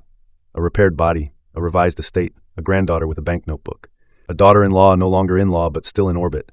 A son alive somewhere under supervision and treatment, paying for what he did in monthly drafts, monitored reports, and the long administrative aftertaste of consequence. People ask sometimes whether I forgave him. The answer disappoints those who like endings packaged for moral resale. I do not know. I know I stopped confusing forgiveness with access. I know I stopped confusing love with permission. I know I stopped believing silence was a noble substitute for boundary. Maybe forgiveness, if it ever comes, will arrive years from now as a private loosening in my own chest, unrelated to whether Ethan deserves it. Maybe it won't. Either way, the practical truth stands. He is my son. He exploited me. I survived him. All three sentences fit in the same room. That may be the most adult knowledge I acquired in this whole story. On the anniversary of my surgery, I went to the hospital foundation event for Eleanor's window. Small room, terrible chicken, good intentions.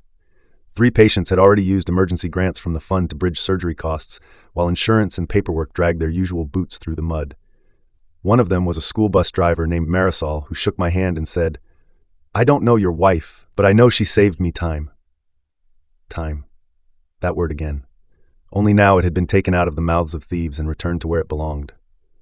On the drive home, I stopped at the grocery store and bought flowers because Eleanor used to say no one should wait for permission to put color in a room, just because grief had moved in permanently. At home, I set the flowers in her blue Dutch oven because I still had not found a better use for it. Then I stood at the kitchen sink looking out at the dark yard and understood, finally, what my version of revenge had actually been. It was never the public speech, not the served papers, not the headlines, not even the sentence. Those were consequences, necessary ones. The real revenge was simpler and much harder. I lived. I kept the house. I protected Lucy. I redirected Eleanor's memory out of greed and into care. I forced truth into rooms my son had hoped to manage through fog, and I refused to die in the shape he had designed for me. That is not cinematic. It is better. Because spectacle fades, but structure lasts. If there is any lesson worth carrying from what happened to me, it is this. By the time someone starts asking you to stay quiet for the sake of family, optics, pressure, or temporary necessity, examine who benefits from your silence. If love is always making you smaller, less informed, less protected, or more available, it is no longer being asked to serve love. It is being harvested. I waited too long to understand that. I thought decency required patience. I thought fatherhood required absorption. I thought grief excused avoidance. All 3 beliefs nearly killed me. So to anyone listening who is older, ill, tired, widowed, embarrassed, or simply too decent for the way greed now dresses itself, hear me clearly. You are not difficult because you ask questions. You are not paranoid because you protect records. You are not disloyal because you seek help outside the family. And if someone tries to make your age, your fear, your body, or your love into a tool they can manage, the kindest thing you may ever do for everyone involved is stop being manageable. That winter, on a Wednesday evening just after first snow, Lucy and I sat on the porch under blankets watching the street turn silver. She was sketching in the notebook I bought her. I was pretending not to be tired. The world had gone quiet in the way neighborhoods sometimes do when weather reminds everyone at once that they live under the same sky, whether they deserve it or not. After a while, she held up her drawing. It was a bridge. Not a realistic one. A child's bridge. Bright red over blue water, with yellow lights and 2 tiny people standing in the middle, waving at each other from opposite sides. "That's nice," I said. "It's not done." She added one more thing with the pencil. A small square window on one side tower. "What's that?" I asked. "A room where people can stop if they get scared while crossing," she said, "so they don't have to pretend." I looked at the drawing a long time, then at her, then back out at the snow. "That," I said, "is excellent engineering." She grinned and leaned her head carefully against my shoulder. The scar in my chest tugged a little when I breathed, but only enough to remind me I was still here to feel it. And for the first time in a very long time, the future did not look like a countdown. It looked like a structure repaired in time. There was one more loose end, and older people know better than to call a story finished while a loose end still swings in the weather. Astor Row. For months, the site sat, half-fenced and half-embarrassed. Renderings faded at the corners, banner torn, mud hardening under spring rain, while lawyers and lenders argued over who had been deceived, who had merely failed to ask adult questions, and who now owned the expensive privilege of a stalled hole in the ground. I drove by only once in June. Not out of obsession, out of professional instinct. Engineers always go look at the failure site eventually.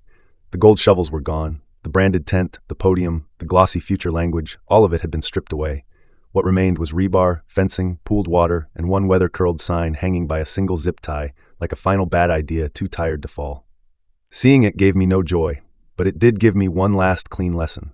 Fraud is often sold as momentum. It uses speed, confidence, design, and well-lit promises to make instability look visionary. But remove access to borrowed trust, and most of it reveals what it always was: excavation without foundation.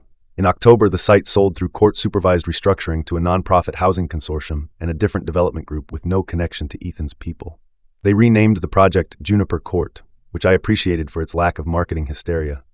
The city, eager to look principled after spending weeks pretending they had not posed for photographs under Ethan's banner, attached affordability requirements and public transparency measures so strict even Tom raised his eyebrows. When he told me over lunch, he said, "You may be pleased to know your son accidentally improved zoning policy." I said, "That feels like giving arsonists credit for revised fire codes." Tom smiled. Fair. Still, some private corner of me was satisfied. The land he had tried to build with my expected death would now hold apartments some ordinary people might actually afford. Not justice exactly, but a better use. Late that same month, the probation office contacted Tom to ask whether I wished to receive the mandatory quarterly accountability letters Ethan would be writing as part of treatment. I did not answer immediately. For 2 days, the question sat on my kitchen table under a paperweight Eleanor once bought at a library fundraiser because it looked, in her words, like a dignified ice cube. Receive or decline, closure or distance, information or peace. In the end, I agreed to receive them through counsel for 1 year only. Not because Ethan had earned ongoing access to my mind, but because I wanted the record. If there's one trait age hardens in those of us who have spent lives around systems, it is this. Documentation outlasts mood. The first letter arrived in November. 3 pages, handwritten, cleaner than the summer letter, less self-pitying, more stripped down. He described treatment meetings where retired men with pension losses sat beside young plumbers who had bet away rent, where addicts whose lives shared nothing in public looked identical once they reached the sentence. I thought I could fix it with one more try. He wrote about community service at an elder support center where he carried boxes, filed intake forms, and once had to sit in a hallway outside a workshop on exploitation because the facilitator felt his presence inside would be unfair to participants until they had been given a choice. He wrote that hearing older people describe small permissions turning into missing checks, unauthorized signatures, and children who kept saying temporary had made him physically ill. He wrote, "I used to think consequences were the bad thing that happened after the real event. Now I understand they are part of the event. They were built in while I was still calling myself under pressure. Again, honest enough to hurt. Again, not enough to reopen the door." I stored the letter in the lockbox with the others and went outside to rake leaves because some forms of emotional regulation are simply outdoor chores with respectable names. Thanksgiving came around with less dread than I expected. Paige hosted, not extravagantly, just competently. Smaller house, smaller table, better food, if we are telling the truth, and I believe in telling it now whenever possible. Lucy made place cards in metallic marker. Mine said Grandpa Daniel, which sounded formal and vaguely presidential. Paige's brother came with a pie and no commentary. We left one chair empty, not symbolically, just because the room did not need more furniture. At one point during dessert, Lucy asked, "Can people be thankful and sad at the same time?" Paige looked at me over the mashed sweet potatoes as if to say your field. "Yes," I said. "Often the honest holidays are both." Lucy nodded as though she had suspected adulthood was this inconvenient all along. After dinner, Paige walked me to my car, cold night, porch light, breath showing. She hugged me carefully and said, "I don't know what we call this relationship now, but I'm grateful you didn't disappear from Lucy's life to make it cleaner." I thought about that on the drive home. Cleaner. People use the word when what they usually mean is less emotionally complicated for them. But life after betrayal is rarely clean. It is revised, reweighted, rebuilt. Not with the original materials, because some of those are now contaminated, with what remains sound. That winter, a little over 11 months after my surgery, Dr. Keating cleared me for light travel and longer drives, provided I promised not to confuse feeling better with being 20 years younger and structurally indestructible.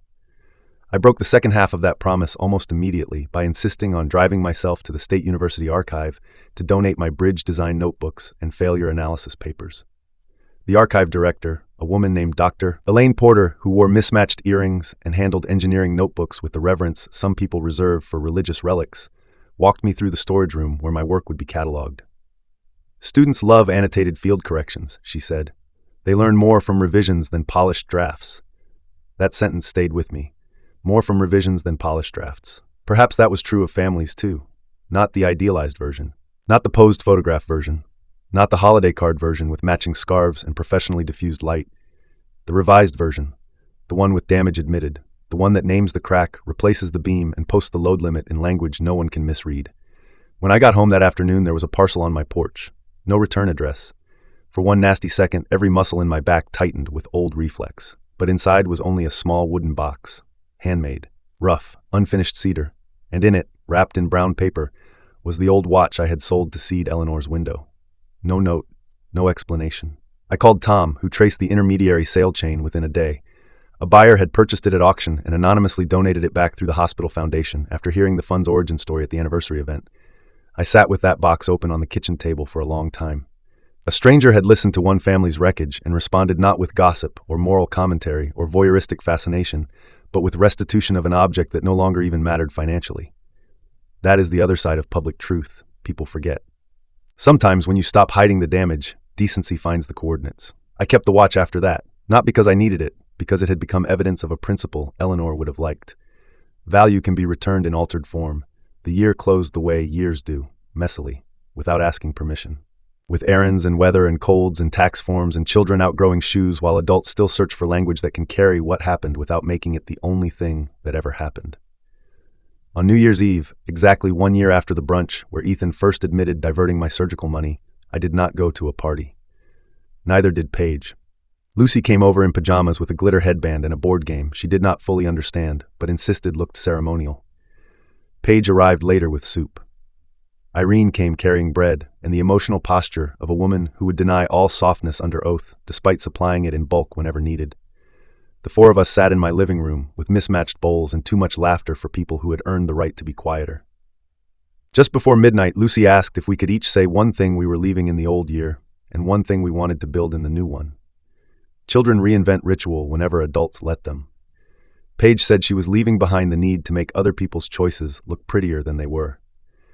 Irene said she was leaving behind the fantasy that retirement means people stop committing financial stupidity, which Lucy accepted as profound, even though she asked later what financial stupidity meant, and Paige told her to ask me when she was 26. When it was my turn, I thought about all the correct-sounding answers available. Fear, silence, naivete. Instead, I told the truth. I'm leaving behind the idea that love should make me easier to use, I said. The room went quiet for half a second. Then Lucy, who had probably understood 70% of the sentence and felt the other 30 where children do their deepest work, nodded solemnly and said, "That's a good one." "And what do you want to build?" Paige asked. I looked around the room, at my granddaughter in glitter, at the woman who had once been my daughter-in-law and was now something less named but more real, at my old friend with the bread, at the blue Dutch oven full of flowers on the sideboard where Eleanor's absence had long ago stopped being an intruder and started becoming part of the architecture.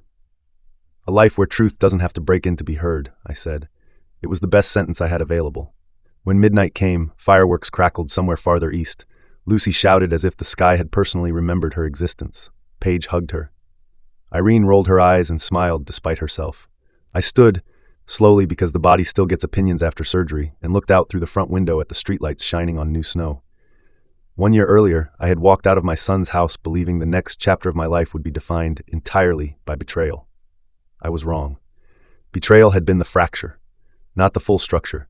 The full structure turned out to include scar tissue, yes, court filings, probation orders, a trust amendment, a child's bank notebook, a hospital fund in Eleanor's name, a half-finished housing site reborn under a better plan, letters unanswered but preserved, tomatoes planted badly, soup reheated twice, one returned watch, and a repaired chest that still tightened in the cold but no longer carried a countdown in its walls.